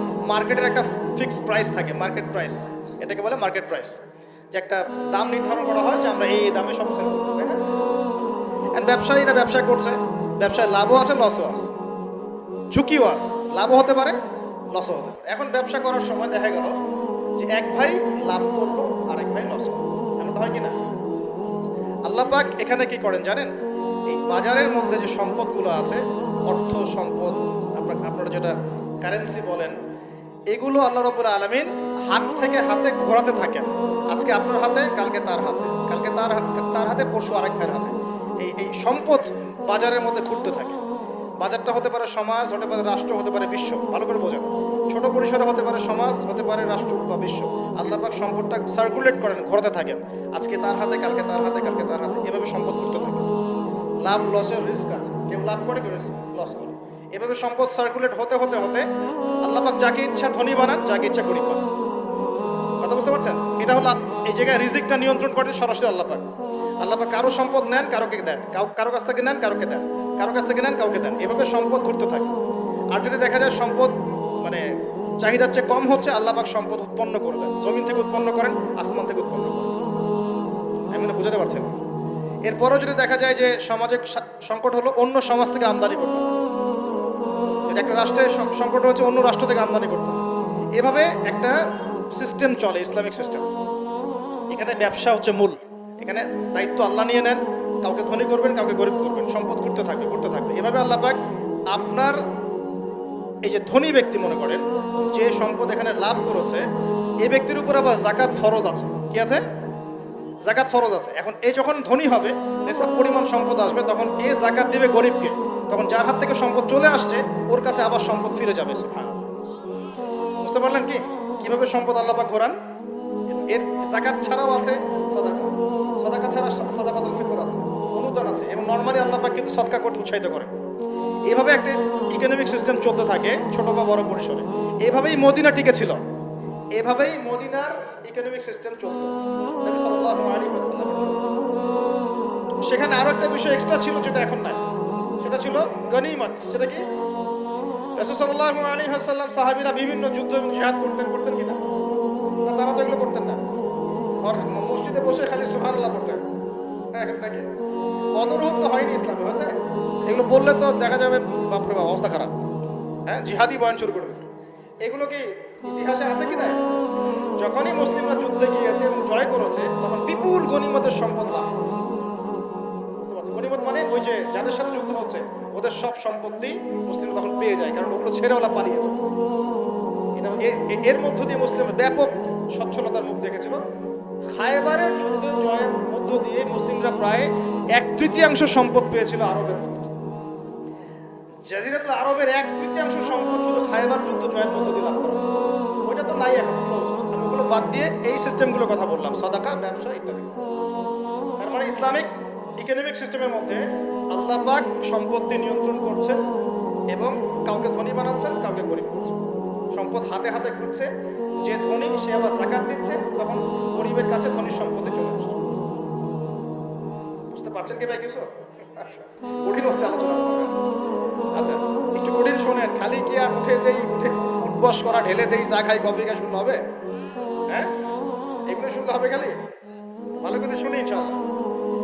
এখন চলমান সিস্টেমে কি সমস্যা? যখন আপনি ব্যবসাটাকে গুটিয়ে নিয়ে সুদটাকে প্রাধান্য দিচ্ছেন, সুদের মধ্যে কি লাভ লস দুটা রিস্ক আছে, ঝুঁকি আছে কোনো? সুদে আপনি যখন খান, আপনি কি বলেন যে ঠিক আছে আমি 100 টাকা নিলাম, ব্যবসায় লাভ হলে আমি দিব 50%, লস হলে 50%। এটা তো সুদ না, এটা তো সুদ না, এটা কি সুদ? যখন আপনি বলেন যে আমি 100 দিয়েছি, আমাকে 110 দেওয়া লাগবে, 100 দিয়েছি আমাকে 110ই দেওয়া লাগবে, আপনি তো লসের রিস্ক নিবেন না? নিবেন? সুদখোর কি লসের ঝুঁকি নিবে নাকি লাভের শর্তে টাকা দিবে?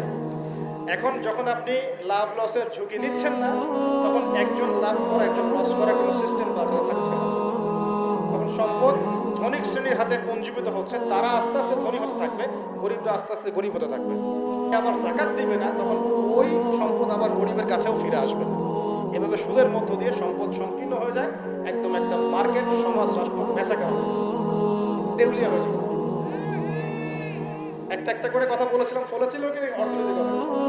পাকিস্তানের কথা বলেছে, পাকিস্তানের সামনে আরো ভয়াবহ কোনো কথা আছে। আর এগুলো থেকে শিক্ষা না নিতে পারলে আমাদের সামনে ক্ষতি আছে। এগুলো বলবেই বাকে, বোঝাবেই বাকে। আর আল্লাহ পাক আমাদের কথা গ্রহণ করার মানসিকতা দান করুন। কমপক্ষে কথাগুলো শুনে একটু যাচাই করার তৌফিক আল্লাহ দান করুন। যাচাই করার পর যদি দেখা যায় যে হ্যাঁ ঠিকই বলেছে ছেলেটা, বা কম কিছুটা হলেও ঠিক বলেছে, ওইটুকু অন্তত গ্রহণ করার তৌফিক আল্লাহ দান করুন। একবারে যদি নেগলেক্ট করে দূর এসব কথা শোনারই দরকার নেই, তাহলে তার কিছু হইল না। সমস্যা নাই, আমাদের কাজ কি? ফাযাক্কির ইন্নামা আনতা মুযাক্কির। আল্লাহ পাক আল্লাহর দ্বীনের দায়ীদের দায়িত্ব দিয়েছেন, তোমরা উপদেশ দিবে, তোমরা শুধু উপদেশ দাও, লাস্তা আলাইহিম বিমুসাইতির। কারো প্রতি তোমরা দারোগা নাও, চাপ দিয়ে মানাতে হবে, এই দায়িত্ব তোমাকে দেওয়া হয় না। জাস্ট বলে দিয়ে চলে আসো সামনে। ফাযাক্কির ইন্নাফাআতি যিকরা, তুমি উপদেশ দিবে হে নবী। সায়াযাক্কারু মান ইয়াখশা, যে উপদেশ গ্রহণ করবে সে শীঘ্রই গ্রহণ করবে, যে আল্লাহকে ভয় করে সে শীঘ্রই উপদেশ গ্রহণ করবে ইনশাআল্লাহ। প্রিয় ভাইরা, এখনকার চলমান বিশ্বের ইকোনমিটা হচ্ছে সুদভিত্তিক। এই কারণেই ইকোনমিক সমস্যাগুলো, মন্দাগুলো, স্যাংশনগুলো, করাপশনগুলো, এগুলো সুযোগ থেকে যায়। আদারওয়াইজ ইসলামিক ইকোনমিক সিস্টেম পরিপূর্ণরূপে থাকলে এই সমস্যাগুলো হতো না। রমজান মাসে ওয়াদা নাম্বার 5, কয়টা ওয়াদা করছেন এই পর্যন্ত ভাই? 4টা। ওয়াদা নাম্বার 5 হচ্ছে রমজান মাসে যার যার জাকাত ফরজ হয়, জাকাত অবশ্যই জাকাত আদায় করে দিবেন ইনশাআল্লাহ। করবেন কি না? আপনারা কি মনে করেন যে নামাজই খালি ফরজ, জাকাত ফরজ না? জাকাত ফরজ না? যে কেউ যদি মনে করে নামাজ ফরজ, জাকাত ফরজ না, সে ব্যক্তি কাফের। হ্যাঁ, আমার ফতোয়া না, যে কোনো আলেমকে জিজ্ঞাসা করেন না, যে কোনো মাযহাবের আলেমকে জিজ্ঞাসা করেন, যে কোনো মাযহাবে। মান ফাররাকা বাইনাস সালাতি ওয়াজ যাকাত, যে ব্যক্তি সালাত এবং যাকাতের মধ্যে পার্থক্য করে সে ব্যক্তি মুসলিম মিল্লাত থেকে খারিজ হয়ে যাবে। আবু বকর সিদ্দিক রাদিয়াল্লাহু আনহুর যুগে কিছু মানুষ যাকাত দিত না, দিতে চায় নাই। আবু বকর সিদ্দিকের মতো নরম মানুষ কত না, নরম মানুষ নামাজে দাঁড়ালেই ঝরঝর করে কান্না শুরু করেন, নরম মনের মানুষ, তিনি যাকাত অস্বীকারীদের বিরুদ্ধে যুদ্ধ করলেন। ইতিহাস পড়ে দেখেন। তারপরে তারা ভয়ে যাকাত দেওয়া শুরু করলেন। একজনের বিরুদ্ধে অ্যাকশন নেওয়া হয়েছে, বাকিরা ভয়ে যাকাত দেওয়া শুরু করেছে। রাষ্ট্রীয় কোষাগার সমৃদ্ধ হলো। মুসলিমরা ওই সময় সুদের মধ্য দিয়ে রাষ্ট্রীয় কোষাগার বৃদ্ধি করতো? যাকাত ছিল, গনিমত ছিল, সাদাকা ছিল, ব্যবসা ছিল, কৃষি ছিল, এইগুলোর মধ্য দিয়ে তারা সমৃদ্ধ হতো। আর এই সমৃদ্ধি দিয়ে আমরা প্রায় 1200 বছর বিশ্ব শাসন করেছি। কত বছর? 1200 বছর আমরা বিশ্ব শাসন করেছি। আর এখন আমাদেরকে চাইতে হয়, লোন দেন, এই করেন, সেই করেন, আমাদেরকে নিচের হাত হইতে হচ্ছে। নিচের হাত, কি লজ্জা আমাদেরকে নিচের হাত হতে হয়েছে, ওরা এখন উপরের হাত। ওরা আমাদেরকে এখন অনুদান দেয়, আবার সুদের শর্ত দিয়ে দিবে। আপনার তো IMF বুঝবেন, ওটা দেখে যাচ্ছি না, এমন কিছু শর্ত দিবে যেটা রাষ্ট্রের গলা দড়ি চিপে রেখে দেবে। এটা যারা এখানে ব্যক্তিত্বরা আছেন তারা বুঝবেন আমার কথায়। গলার মধ্যে দড়ি দিয়ে ফাঁস লাগিয়ে রেখে দিবে, এর নাম লোন দেওয়া। গলায় দড়ি দিয়ে ফাঁস ধরে রেখে দিবে, এর নাম লোন দেওয়া। দিবি না মানে টান দিয়ে নিয়ে নিবে। তারপর শ্রীলঙ্কা বানায় রেখে দিবে। শ্রীলঙ্কা এমনি হয়েছে নাকি? ওর গলায় আগে রশি পরাইছে, নে তুই নে, এগুলো সব নে।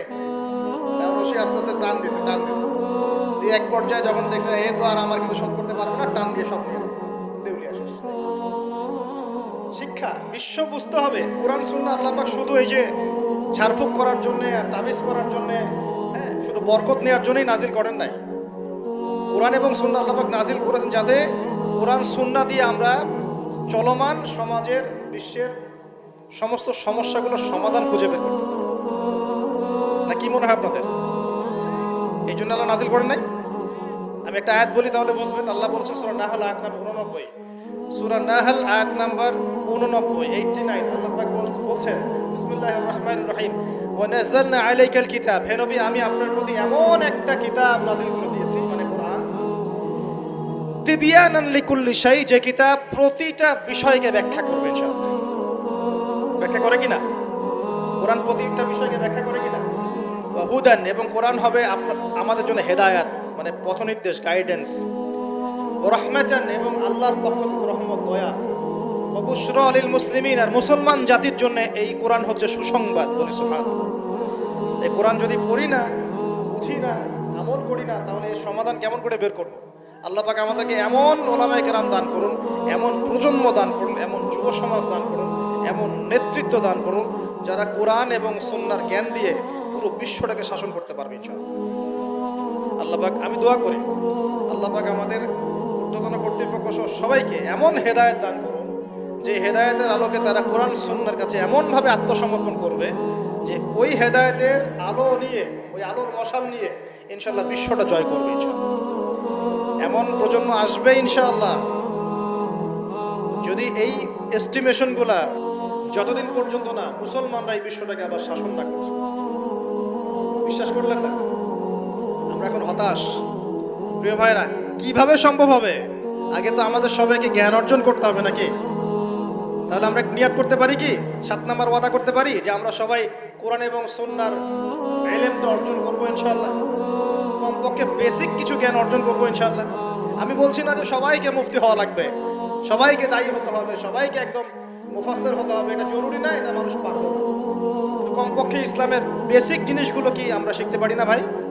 এটা শেখার জন্য কি খুব কষ্ট করতে হবে? আল্লাহ পাক আমাদের সবাইকে খাস নিয়াত করার তৌফিক দান করুন, খালেস নিয়াত করার তৌফিক দান করুন। দ্বীনের জ্ঞান অর্জন আল্লাহ পাক ফরজ করেছেন ভাই। দ্বীনের জ্ঞান অর্জন করা মুস্তাহাব বিষয় নয়, নফল কিছু নয়। তালাবুল ইলমি ফরিদা আলা কুল্লি মুসলিম, প্রত্যেক মুসলমানের উপরে দ্বীনের ইলম অর্জন করাটা ফরজ। এটা কি নফল? আমরা নিজেরা অর্জন করব, আমাদের সন্তানদেরকে শেখাবো, মা বোনদেরকেও শেখাবো ইনশাআল্লাহ। মা বোনদেরকে শেখানো লাগবে না ভাই? খালি চুলাই ঠেলবে সারা জীবন? নাকি দিনের কিছু জ্ঞান অর্জন করাতে হবে? নাকি করাতে হবে না? আল্লাহ পাক আমাদের সবাইকে আদর্শ ইসলামিক পরিবার দান করুন। যে কথা বলতে গিয়ে এসেছি, গভীরে চলে গেছিলাম। আপনারা যাকাত দিয়েন, রমজান মাসে আল্লাহর ওয়াস্তে যাকাতগুলো দিয়ে দিয়েন এবং আল্লাহর ওয়াস্তে একটু ওয়াদা করেন আর যাই করেন অর্থনৈতিক জীবনে সুদের সাথে সম্পৃক্ত হয়েন না। হবে? সুদের পাপ কি? নিজের মায়ের সাথে জেনা করা। এই হাদিস কেউ শোনায় নাই ভাই? সুদের পাপের 70টা বা 73টা শাখা আছে। তার সবচেয়ে উঁচুটা আমি বলেছি কোরআন থেকে, আল্লাহ এবং তার রাসূলের সাথে যুদ্ধ করা। সবচেয়ে নিচের পাপটা কি জানেন? সবচেয়ে নিচের পাপ হচ্ছে নিজের মাকে বিয়ে করা। নাউযুবিল্লাহ। নিজের মাকে কেউ বিয়ে করে? এর চাইতেও জঘন্য কাজ হলো সুদ খাওয়া, কারণ সুদের মধ্য দিয়ে মানুষের রক্তকে চুষে খাওয়া হয়। আর মেরাজের রাতে যখন নবী সাল্লাল্লাহু আলাইহি ওয়াসাল্লাম, যে মেরাজের কথা বলছিলাম, তিনি আল্লাহর সাথে সাক্ষাৎ করতে গিয়েছিলেন, তখন জাহান্নামের অনেক আযাব তিনি দেখেছেন। আর কিছু প্রশ্ন করতে পারে মানুষ যে জাহান্নাম কি তাহলে আগেই তৈরি হয়ে আছে, আযাব কি এই সেই, এগুলো অ্যান্সার দেওয়ার জন্য আরেকটা লেকচার লাগবে। মনে রাখবেন, সময় এর নিয়ন্ত্রণ আল্লাহর হাতে। আমাদের কাছে অতীত, বর্তমান, ভবিষ্যৎ এই বিষয়গুলো আছে, আমাদের টাইম ফ্রেমের মধ্যে এটা আছে। আল্লাহ পাকের কাছে এইভাবে সময় না যে অতীত একটা, এটা বর্তমান, এটা ভবিষ্যৎ। সবকিছু আল্লাহর সামনে, সবকিছু। আমরা যেখানে ঘুরি, এই সৌরজগতে আমরা ঘুরছি, এই যে ওয়াজ করছি যখন আমরা, এখনো জমিনটা ঘুরছে, বুঝছো কিনা? আমাদেরকে নিয়ে পৃথিবী ঘুরছে শূন্যের মধ্যেই। সুবহানাল্লাহ বলেন। আমাদেরকে নিয়ে পৃথিবী এখনো এই মুহূর্তেও শূন্যের মধ্যে ঘুরছে, আসমানে ঘুরছে, বুঝছে কিনা? আমরা কি টের পাচ্ছি না? সূর্য উঠছে, আমাদের কাছে মনে হয় যে একটা দিন আসলো, ডুবলো, একটা রাত হয়ে গেল। যদি আল্লাহ পাক পৃথিবীর ঘোরার গতিটাকে কমায় দেন, তাহলে কি হবে জানেন? দিন রাত লম্বা হয়ে যাবে। আল্লাহ পাক যদি এই যে আমরা ঘুরছি, মনে করেন এভাবে, আল্লাহ যদি গতিটাকে কমায় দেন, আস্তে আস্তে করে, তাহলে দিন রাত লম্বা হয়ে যাবে। বিজ্ঞানীরা বলে, এটা বিজ্ঞানীদের কথা, এটা আমার কথা না, বিজ্ঞানীরা বলে তখন আমাদের দাড়ি চুলও নাকি পাকবে না, বয়সও নাকি পাকবে না। হ্যাঁ, ওটা ওদের থটস, এটা আমাদের থটস না। আলোর বেগে যদি মানুষ মহাবিশ্বে, মহাকাশে সফর করতে পারে, আলোর বেগের চেয়ে বেশি বেগে, এখনকার সায়েন্সরা বলে, ওরাই বলে যে মানুষ তখন ফিউচারে চলে যেতে পারে, ভবিষ্যতে যেতে পারে, আলোর বেগে যদি সফর করে। ওদের কথা, আমরা এইসব আলোচনা যাচ্ছি না। আমি বলছি সময়ের নিয়ন্ত্রণ কার হাতে? আল্লাহর হাতে। বারজাখ বলে একটা জগৎ আল্লাহ তৈরি করেছেন। কি নাম? বারজাখ। এই জগৎটা হচ্ছে আমাদের দুনিয়ার জগৎ আর জান্নাত জাহান্নামের যে কিয়ামতের দিন, এর মাঝখানের একটা জায়গা। এখানে ইল্লিন আর সিজ্জিন দুটো স্তর আছে, একটা নাম ইল্লিন, একটা সিজ্জিন। এই দুনিয়ার নেককার মানুষ যারা, তাদের আত্মাগুলোকে আল্লাহ পাক এই যে ইল্লিনে নিয়ে গিয়ে রেখে দেন। দুনিয়াতে যারা পাপী পাপাচারী তাদের আত্মাগুলোকে আল্লাহ পাক সিজ্জিনে রেখে দেন। এই যে কবরের যে আযাব, যে আমরা একটা কথা বলি, এটা আযাব হলো রূহের আযাব। কিসের আযাব? রূহ। দেহ তো আপনার নাই, ওখানে দেহ আছে? দেহ তো পচে গেছে, গলে গেছে। তাহলে আযাবটা কিসের? রূহের। বুঝাচ্ছি, আমি এই এই পড়াশোনাটা করেছি ইমাম গাজ্জালী রাহিমাহুল্লাহর বই থেকে। এত গভীর মানে লেখা, মানে ধরতে গেলেও মনে হয় যে একটা লাইন 10 বার পড়তে হচ্ছে। একটা এক্সাম্পল দিয়ে তিনি বোঝাচ্ছেন, একটা এক্সাম্পল দিয়ে বোঝাচ্ছেন এভাবে। তিনি বলছেন এটা একটা উদাহরণ মাত্র, এটাই প্রকৃত ব্যাখ্যা না, একটা উদাহরণ মাত্র। বোঝানোর চেষ্টা করছেন তিনি এভাবে যে আমরা যখন ঘুমাই, অনেকে ভালো স্বপ্ন দেখেন, ভালো স্বপ্ন দেখে আপনার কাছে ভালো লাগছে, খুব মজা লাগছে না? স্বপ্নের মধ্যে আপনি কি মানে ভালো ফিল করছেন, মাশাআল্লাহ ভালো লাগছে, ঘুরছেন ফিরছেন খাচ্ছেন। যখন কোনো খুব ভালো আপনি একটা স্বপ্ন দেখেন, আপনার কিন্তু ভালো লাগে। আপনি স্বপ্নে ঘুমন্ত অবস্থাতেই আপনি স্বপ্নে বাস্তবের ফিলিংস পাচ্ছেন, এমন হয় না? আল্লাহ পাক যদি আপনাকে স্বপ্নের মধ্যে রেখে দেন, ধরেন 1 বছর 1.5 বছর 2 বছর, তার মানে 1-2 বছর আপনি স্বপ্নের মধ্যেই বাস্তবের ভালো লাগার ফিলিংসটা পেতে থাকবেন, কিন্তু আপনি ঘুমিয়ে আছেন।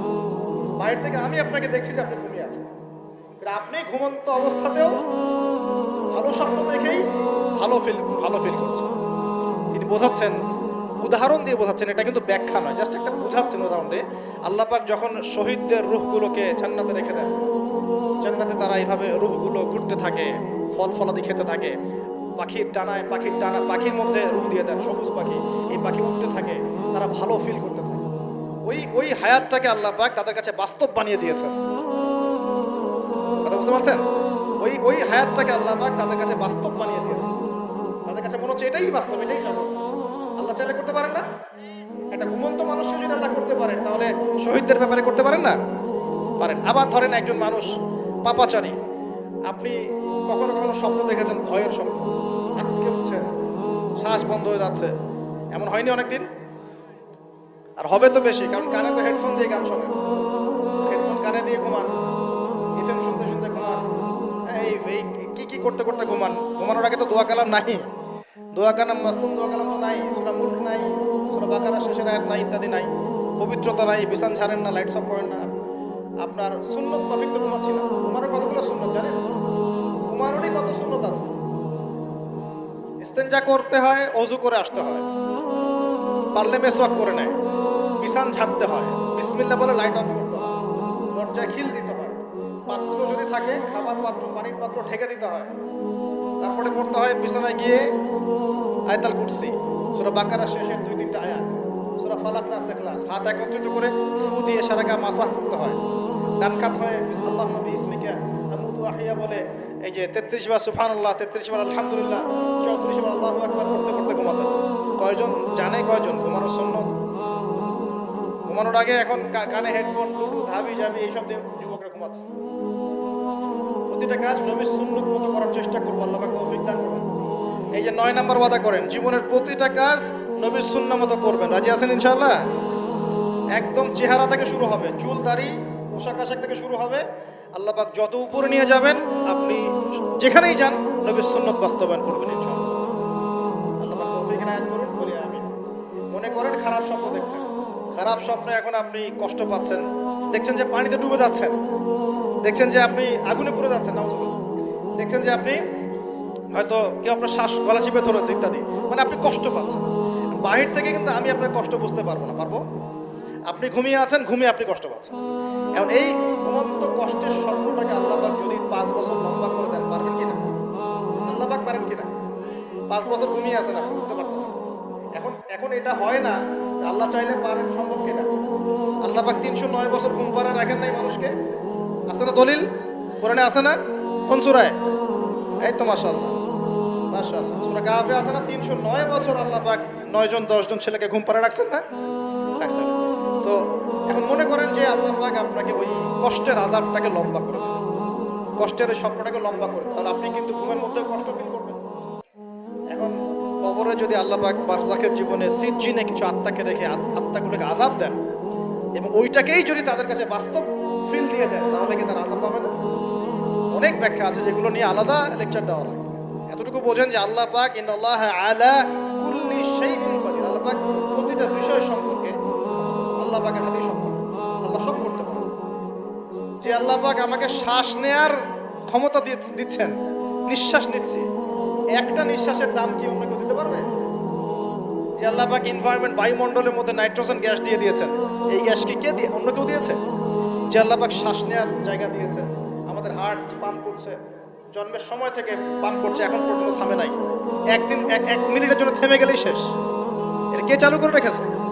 যে আল্লাহ এত কিছু করতে পারেন, সেই আল্লাহর পক্ষে নবী সাল্লাল্লাহু আলাইহি ওয়াসাল্লামকে তার কাছে নিয়ে যাওয়া, এই আযাবগুলো দেখানো এমন কঠিন কিছু, এগুলো নিয়েও এখন মানুষ প্রশ্ন করে। তো এখানে নবীজি অনেকগুলো শাস্তি দেখেছেন, তার মধ্যে একই পাপের কারণে তিনটা শাস্তি দেখেছেন। কয়টা ভাই? এই সেই বিখ্যাত পাপের নামটাই হচ্ছে সুদ। কি নাম সেই পাপের? একবার দেখেছেন কিছু লোককে রক্তের নদীতে ফেলে দিয়ে মাথা ফাটিয়ে দেওয়া হচ্ছে। জিজ্ঞাসা করলেন এরা কারা? জিবরাইল আলাইহিস সালাম বলছেন এরা আপনার উম্মতের সেই সব ব্যক্তি যারা সুদ খাচ্ছে। রক্তের নদী কেন? কারণ রক্ত চুষে খাইতো তারা মানুষ। মাথা কেন ফাটায় দেওয়া হচ্ছে? কারণ এই মাথা দিয়ে বলেছিল ইন্নামাল বাইউ মিসলুর রিবা, ব্যবসা সুদ একই জিনিস। এই শয়তানি মাথা থেকে বেরোছে, এই কারণে মাথা ফাটিয়ে দেওয়া হচ্ছে। আর একটা শাস্তি দেখেছেন, তারা পাথর খাচ্ছে, পাথর, বড় বড় পাথর খাচ্ছে, পিছনের রাস্তা দিয়ে পাথর বের হয়ে যাচ্ছে। জিজ্ঞাসা করলেন কাদের কি কারণে শাস্তি দেওয়া হচ্ছে? জিবরাইল আলাইহিস সালাম বললেন এটাও সুদের কারণে। 3 নাম্বারটা দেখেছেন তিনি, যে কিছু মানুষ শুয়ে আছে আর এই পেটটা, এই বাড়ি, আমাদের বাড়ি যেমন উঁচু, বাড়ির মতো উঁচু হয়ে আছে পেটটা, আর পেটের ভিতরে অজগরের মতো বড় বড় সাপ কিলবিল কিলবিল। এই 3টা শাস্তি তিনি দেখেছেন। দেখে জিবরাইল আলাইহিস সালামকে বলছেন এই 3টা শাস্তি কি কারণে? 3টার ক্ষেত্রেই জিবরাইল আলাইহিস সালাম বলেছেন সুদের কারণে, সুদের কারণে, সুদের কারণে। আল্লাহ পাক আমাদেরকে হেফাজত করুন। 10 নাম্বার নিয়াত, আমরা সবাই হালাল খাওয়ার চেষ্টা করবো ইনশাআল্লাহ। আমরা হারামের দিকে যাব না ইনশাআল্লাহ। হালাল রিজিক আল্লাহ যতটুকু দিবেন এতটুকু সন্তুষ্ট থাকবো ইনশাআল্লাহ। এবং যদি আমি সামর্থ্যবান হই, ধনী হতে আল্লাহ পাক নিষেধ করেন নাই, ধনী হতে আল্লাহ নিষেধ করেন নাই, ব্যবসা করতে নিষেধ করেন নাই, ধন সম্পদ আল্লাহ পাক অর্জন করতেও নিষেধ করেন নাই, কিন্তু দুনিয়ার পূজা করতে আল্লাহ নিষেধ করেছে, দুনিয়ার মোহে ডুবে যেতে আল্লাহ নিষেধ করেছে। সম্পদ ওসমান রাদিয়াল্লাহু আনহুরও ছিল, সেই সম্পদ তিনি তার প্রয়োজনে যতটুকু লাগতো এতটুকু ব্যয় করতেন, বাকিটা আল্লাহর রাস্তায় ব্যয় করতেন। ওসমান রাদিয়াল্লাহু আনহুর মতো ধনী হতে কোনো সমস্যা আছে? আপত্তি আছে? একটা আমল তার জীবনী থেকে পাওয়া যায়, এটা পড়ে আমার কাছে এত মানে নিজেকে এত ছোট মনে হচ্ছে, কাজ যদি এই আমলটা আমি করতে পারতাম। বলে দেব, চেষ্টা করছি যে করার, আপনারাও করার চেষ্টা করেন। ওসমান রাদিয়াল্লাহু আনহু ধনী ছিলেন কিনা, নবীর কাছে গিয়ে বলছেন যে আমার ধন সম্পদ খুব বেশি বাড়ছে, ইয়া রাসূলুল্লাহ আপনি সম্পদ একটু কমানোর দোয়া করেন তো আমার জন্য। চিন্তা করা যায় মানুষ এমন দোয়া কেউ করবে যুগে? আচ্ছা, নবী সাল্লাল্লাহু আলাইহি ওয়াসাল্লাম বললেন তুমি উটের পিঠে, গাধার পিঠে খাওয়া দাওয়া করো, ঠিক আছে, খাওয়া দাওয়া করো। তিনি খাওয়া দাওয়া করেন। এখন কয়দিন পরে, কয়দিন বলতে কতদিন আল্লাহ ভালো জানেন, তিনি এসে বলছেন ইয়া রাসূলুল্লাহ আমার তো সম্পদ আরো আগের চেয়ে বাড়তেছে, দেখি আপনি কি দোয়া করলেন? সম্পদ আরো বাড়া শুরু করেছে। তখন তিনি বলছেন যে তুমি যখন খাও তখন তোমার হাত থেকে যদি খাবার পড়ে যায় তুমি কি করো? তখন তিনি বলেছেন আমি, আমার হাত থেকে খাবার যদি পড়ে যায়, একটা দানাও যদি পড়ে যায়, আমি উটের পিঠ থেকে নেমে সেই খাবারটাকে তুলে পরিষ্কার করে তারপর খাই। ওসমান রাদিয়াল্লাহু আনহু এত ধনী মানুষ, তিনি প্রতি বেলায় 100 মানুষকে খাওয়াতে পারেন, কোনো সমস্যা নেই। তিনি একাই তাবুকের যুদ্ধে 30,000 সৈন্যের দায়িত্ব নিয়েছেন। 30,000 সৈন্য 3 মাস যাবে, যাত্রা বিরতি করবে, খাবে দাবে, তাদের ঘোড়া অস্ত্রশস্ত্র সব দায়িত্ব একজন ব্যক্তি বহন করেছেন, ওসমান রাদিয়াল্লাহু আনহু। কত বড় ধনী আপনি চিন্তা করেন। ওনার মতো ধনী কোনো পররাষ্ট্রমন্ত্রীও নাই পৃথিবীতে এখন, কোনো বিশ্ব নেতাও নাই ওনার মতো ধনী এখন, কেউই নাই। আর উনি কিন্তু তার এই ধন সম্পদ সুদের মধ্য দিয়ে অর্জন করেন, তার ধন সম্পদ দুর্নীতির মধ্য দিয়ে অর্জন করেন। তার ধন সম্পদ তিনি কিন্তু এই যে অন্যের সম্পদ অন্যায়ভাবে দখল করে অর্জন করেন, তিনি সম্পদ অর্জন করেছেন বৈধ পন্থায়, হালাল ব্যবসা করেছেন। ব্যবসা করেছেন নাকি না? এই যে আমল, নবীজি বলছেন যে তোমার আমল যদি এমনই হয় তাহলে তোমাকে আল্লাহ পাক সম্পদ দিবে না, কাকে সম্পদ দিবে? মানে তুমি আল্লাহ পাকের যে সম্পদ, রিজিকের যে শুকরিয়া আদায় করো, কৃতজ্ঞতা প্রকাশ করো যে আল্লাহ আমাকে ভালোবেসে রিজিকটা দিয়েছেন, আমার হাত থেকে পড়ে গেছে, আমি তুলে খাই। এই যে আল্লাহ পাকের নেয়ামতের প্রতি তোমার যে শ্রদ্ধা, সম্মান, এর এর এর শুকরিয়া স্বরূপে আল্লাহ পাক তোমাকে এরকম সচ্ছল বানাই দিচ্ছে, তো কিছু করার নাই। উসমান রাদিয়াল্লাহু আনহুর মতো ধনী হতে কোনো সমস্যা আছে?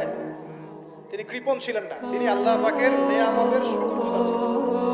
ভুল ব্যাখ্যা নেবেন, তিনি আল্লাহ পাকের নেয়ামতের শুকরগুজার ছিলেন। আমরা আল্লাহ পাকের নেয়ামতের শুকরিয়া আদায় করবো ইনশাআল্লাহ, এবং যে রিজিক আল্লাহ আমাদেরকে দিয়েছেন এতে সন্তুষ্ট থাকবো ইনশাআল্লাহ, এবং হালালভাবে চলার চেষ্টা করব। আল্লাহ পাক আমাদেরকে ধন দিলে সেই ধন সম্পদ যতটুকু আমার পরিবারের জন্য প্রয়োজন, বাড়তিগুলো আমরা আল্লাহর পথে দান সাদাকা করবো ইনশাআল্লাহ। আল্লাহ পাক আমাদের সবাইকে আল্লাহর রাস্তায় দান করার তৌফিক এনায়েত করুন, আমিন। শেষ করার আগে আমি এই হাদিসটার ফিনিশিং দিয়ে শেষ করছি। 3টা গিফটের প্রথমটা দেয়া হয়েছে 5 ওয়াক্ত নামাজ। এই উম্মতের যে কোনো ব্যক্তি যদি 5 ওয়াক্ত নামাজ পড়ে 50 ওয়াক্ত নামাজের নেকি পাবে। আমরা কি নিয়াত করতে পারি না ভাই যে আমরা 5 ওয়াক্ত নামাজ পড়বো ইনশাআল্লাহ? যে কোনো অবস্থায় নামাজ পড়বো ইনশাআল্লাহ। যদি দাঁড়াতে না পারেন কি করবেন? বসে পড়বেন। বসেও পড়তে পারছেন না কি করবেন? শুয়েও পড়তে পারছেন না কি করবেন? পারা যাবে ইনশাআল্লাহ। আর নামাজ কি ভাই আমাদের এই যে 3G 4G নামাজ পড়বো ভাই? হ্যাঁ, 3G 4G নামাজ পড়বো? এটা আবার কোন নামাজ? যে নামাজে রুকু করলে সেজদা পাওয়া যায় না, সেজদা করলে ওঠার সময় পাওয়া, এমন নামাজ হয় না সমাজে কিছু? এই নামাজগুলো আল্লাহর ওয়াস্তে বাদ দেন। আল্লাহর ওয়াস্তে রিকোয়েস্ট করছি যে 3G 4G নামাজ বন্ধ করেন। নামাজটা ধীর স্থিরভাবে পড়ার চেষ্টা করেন, নামাজটা বুঝে পড়ার চেষ্টা করেন। নামাজেই আপনি আল্লাহকে পাবেন ইনশাআল্লাহ। যে কোনো সমস্যার সমাধান নামাজেই হবে ইনশাআল্লাহ। সেজদা লম্বা করেন, সেজদায় বেশি বেশি দোয়া করেন ইনশাআল্লাহ তাআলা। আল্লাহ আপনার দোয়া শুনবেন, আল্লাহ আমার দোয়া শুনবেন ইনশাআল্লাহ। রমজান মাসে নিয়াত করি ইনশাআল্লাহ, রমজান মাসে আমরা সবাই জামাতে তারাবি পড়বো ইনশাআল্লাহ। যত ব্যস্ততা থাকুক তারাবির সময়টা দেওয়ার চেষ্টা করবো ইনশাআল্লাহ। আর চেষ্টা করবেন খতম তারাবি পড়ার জন্য, কোনো সমস্যা নেই, খতম তারাবি পড়ার চেষ্টা করবেন। তবে আমি কারি সাহেবদের, হাফেজ ভাইদেরকে রিকোয়েস্ট করবো যে তেলাওয়াতটা একটু ধীরে করার চেষ্টা করুন, যাতে আয়াত বাই আয়াত বোঝা যায়। অনেক জোরে পড়তে থাকলে অনেক সময় ধরাই যায় না যে আয়াতটা কি করা হচ্ছে। কোরআন তো বুঝতে হবে, অ্যাবজর্ব করতে হবে। যদি প্রয়োজনে দেখা যায় সময় বেশি লাগছে, লাগুক না। রমজান তো ইবাদতেরই মৌসুম। আমাদের রমজান মাসে আল্লাহর ইবাদত করা ছাড়া এর চেয়ে গুরুত্বপূর্ণ আর কাজ কি আছে? আছে? সেই ব্যক্তি ধ্বংস হোক। নবীজি বলেছেন যে ব্যক্তি রমজান মাসকে পেয়েছে, রমজান মাস পেয়েও আল্লাহর ইবাদত করে তার গুনাহ মাফ করাতে পারে নাই, সেই হতভাগা ধ্বংস হয়ে যাক। নাউজুবিল্লাহ। আল্লাহ পাক আমাদের সবাইকে রমজানে বেশি বেশি ইবাদত করার তৌফিক দান করুন। নবী সাল্লাল্লাহু আলাইহি ওয়াসাল্লাম মিরাজের রাতে দ্বিতীয় হাদিয়া নিয়ে আসলেন, সূরা বাকারার শেষের 3টা আয়াত। কয়টা আয়াত ভাই? কয়জনের মুখস্থ আছে? আলহামদুলিল্লাহ। নেকিটা বলি, ফজিলতটা বলি। আপনি যদি রাতের বেলা সূরা বাকারার শেষের 2টা বা 3টা আয়াত পড়েন, সারা রাত তাহাজ্জুদের নামাজ পড়েন, নেকি পাবেন ইনশাআল্লাহ। সারা রাত তাহাজ্জুদ পড়াটা কষ্টের না? কষ্টের কি না? সবাই কি পারে? পারে না। এখন শুধু যদি ঘুমানোর আগে, আপনি আজকে রাত্রে ঘুমানোর আগেই জাস্ট আপনি পড়বেন এই যে লিল্লাহি মা ফিস সামাওয়াতি ওয়া মা ফিল আরদ, এখান থেকে নিয়ে ফানসুরনা আলাল কওমিল কাফিরিন পর্যন্ত, অথবা আমানার রাসূলু বিমা উনজিলা ইলাইক, এখান থেকে নিয়ে ফানসুরনা আলাল কওমিল কাফিরিন, শেষে 2টা বা 3টা পড়তে পারলে বেশি ভালো। এই 3টা আয়াত যদি পড়ে ফেলেন, পড়ে ঘুমিয়ে যান, ঘুমন্ত অবস্থাতেও তাহাজ্জুদের নেকি পাচ্ছেন। আল্লাহ পাক দিন সহজ করে দিয়েছে, একটু আগ্রহ করে আমল করলেই হয়। আল্লাহ পাক তৌফিক এনায়েত করুন, বলি আমিন। আর তৃতীয় হাদিয়া নবী সাল্লাল্লাহু আলাইহি ওয়াসাল্লামকে আল্লাহ পাক দিয়েছেন, এটা একটু মনোযোগ দিয়ে শোনেন।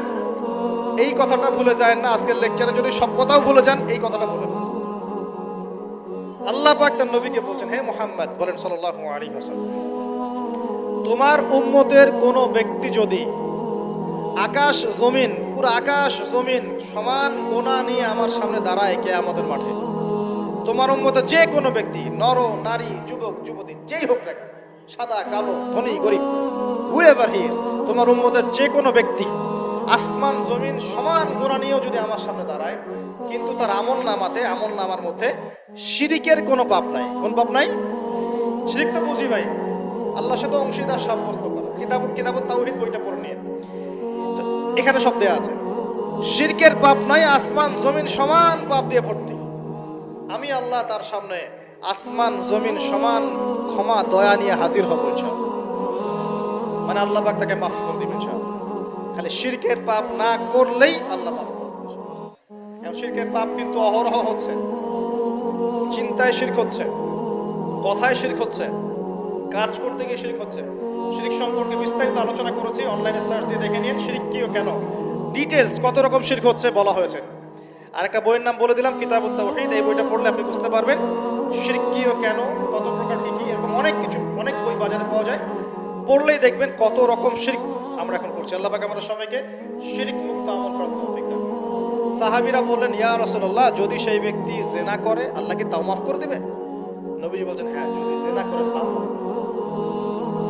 যদি সে চুরি করে আল্লাহ কি তাও মাফ করে দিবে? নবীজি বলছেন, হ্যাঁ, যদি চুরি করে আল্লাহ তাও মাফ করে দিতে পারবে, যদি সে তাওহীদ ঠিক থাকে। এই কথা বলার মধ্য দিয়ে আপনাকে জিনা আর চুরি করতে উৎসাহিত করা হচ্ছে না, বরং আল্লাহ পাকের দয়া এবং শিরকের গুরুত্ব, তাওহীদের গুরুত্ব বোঝানো হচ্ছে। কারণ আল্লাহ পাক শাস্তি দিবেন, মওতের যন্ত্রণায় শাস্তি হবে, কবরের আযাবে শাস্তি হবে, কিয়ামতের মাঠে মানুষ দাঁড়িয়ে থাকবে, ওখানে শাস্তি, জাহান্নামে কিছুদিন শাস্তি দিয়ে হলেও আল্লাহ পাক একদিন আবার জান্নাতে দিয়ে দিবেন ইনশাআল্লাহ। আর যে ব্যক্তি সবচেয়ে শেষে জান্নাতে যাবে, একদম শেষ ব্যক্তি, জানি না সেই হতভাগা ব্যক্তির নাম কি, হতভাগা বলবো না, সেও তো সৌভাগ্যবানই, শেষ পর্যন্ত সেও সৌভাগ্যবান। আমরা দোয়া করি আল্লাহ পাক আমাদেরকে প্রথমেই জান্নাত দিয়ে দেন, আমিন। তো শেষ যে ব্যক্তি, একদম লাস্টে যে ব্যক্তি জান্নাতে যাবে, আল্লাহ পাক তার নাম জানেন না? জানেন কি না? সেই ব্যক্তিকে আল্লাহ পাক এই দুনিয়ার চাইতে 10 গুণ বড় জান্নাত সে ব্যক্তি পাবে যে সবচেয়ে শেষে জান্নাতে যাবে। আল্লাহ পাক আমাদের সবাইকে জান্নাতে যাওয়ার জন্য শিরক মুক্ত আমল করার তৌফিক দান করুন। আজকের এই লেকচারে আমরা যে বিষয়গুলো ওয়াদা করেছি, 1 নাম্বার, আমরা সবাই 5 ওয়াক্ত নামাজ পড়ব ইনশাআল্লাহ, কোরআন তেলাওয়াত করা শিখব ইনশাআল্লাহ। আর ওয়াদা করেছি আমরা সবাই কোরআনের অর্থটা বুঝবো, যারা হাফেজ আছি রমজান মাসে পুরোটা পড়ে শেষ করব। হারাম খাবো না, সুদের সাথে সম্পৃক্ত হব না, চরিত্র হেফাজত করবো, জেনা ব্যভিচারের ধার কাছে যাব ইনশাআল্লাহ। হ্যাঁ, আমরা বেশি বেশি দরুদ পড়বো, আর সকালে সন্ধ্যায় কমপক্ষে 10 বার করে পড়বো। আমরা আরেকটা ওয়াদা করি, আমাদের পরিবারের মা বোনদেরকে আমরা খাস পর্দায় রাখার চেষ্টা করবো ইনশাআল্লাহ। আর মা বোনদেরকে একটু বুঝিয়ে সুঝিয়ে চলতে হবে, আসলে তাদের ব্যাপারে এগ্রেসিভ কোনো পদক্ষেপ নেই, কোনো লাভ নেই। এই অভিজ্ঞতার আলোকে বলছি, বাসায় স্ত্রী যাদের আছে, যাদের নাই তারা তো মাশাআল্লাহ এখন পর্যন্ত ভালোই আছেন, যখন হবে তখনও ভালো থাকবেন, কিন্তু ওই ভালোর মজা একরকম, এই ভালোর মজা আর একরকম, ঠিক আছে? তো মনে রাখবেন যে ধৈর্যের কোনো বিকল্প নাই, ধৈর্য হচ্ছে বড় কোনো গুণ আল্লাহ পাক কাউকে দেন না। এগ্রেসিভ হলেই সমস্যা, মনে রাখবেন পরিবার হয়ে গেলেই আপনাকে রেসপন্সিবিলিটি নেওয়া লাগবে, তখন চামড়া হতে হবে গন্ডারের মতো মোটা, কানের পর্দাও গন্ডারের মতো মোটা হতে হবে, সব কথা শোনাও যাবে না, সব কথা রিঅ্যাক্ট করা যাবে, ঠিক আছে? সবর সবর। আর নারীদের ব্যাপারে আল্লাহ রাসূল বলে দিয়েছেন, একটু পাকা হবে, বুঝিয়ে সুঝিয়ে চলতে হবে। সো তাদের ব্যাপারে কঠোর না হয়ে বুঝিয়ে সুঝিয়ে দিনের দিকে নিয়ে আসেন, আমল উৎসাহিত করেন, পর্দা চালু করেন, নিজের পরিবারটাকে ইসলামিক পরিবার বানানোর চেষ্টা করুন, ফিকরাত করুন। এবং সবশেষে আমরা একটা অ্যানাউন্সমেন্ট দিচ্ছি যে আগামী রমজান মাসে অনলাইনে ইনশাআল্লাহ পুরো 1 মাস ব্যাপী আমি কোরআন শিক্ষার কোর্স করাবো ইনশাআল্লাহ তাআলা। এটার পোস্ট ইনশাআল্লাহ কিছুদিনের মধ্যেই অনলাইনে আপনারা দেখতে পারবেন। 20 থেকে 25 দিনের মধ্যেই যারা কোরআন তেলাওয়াত করতে পারেন না, ইনশাআল্লাহ বিশুদ্ধ করে কোরআন তেলাওয়াত করা শিখে যাবেন ইনশাআল্লাহ।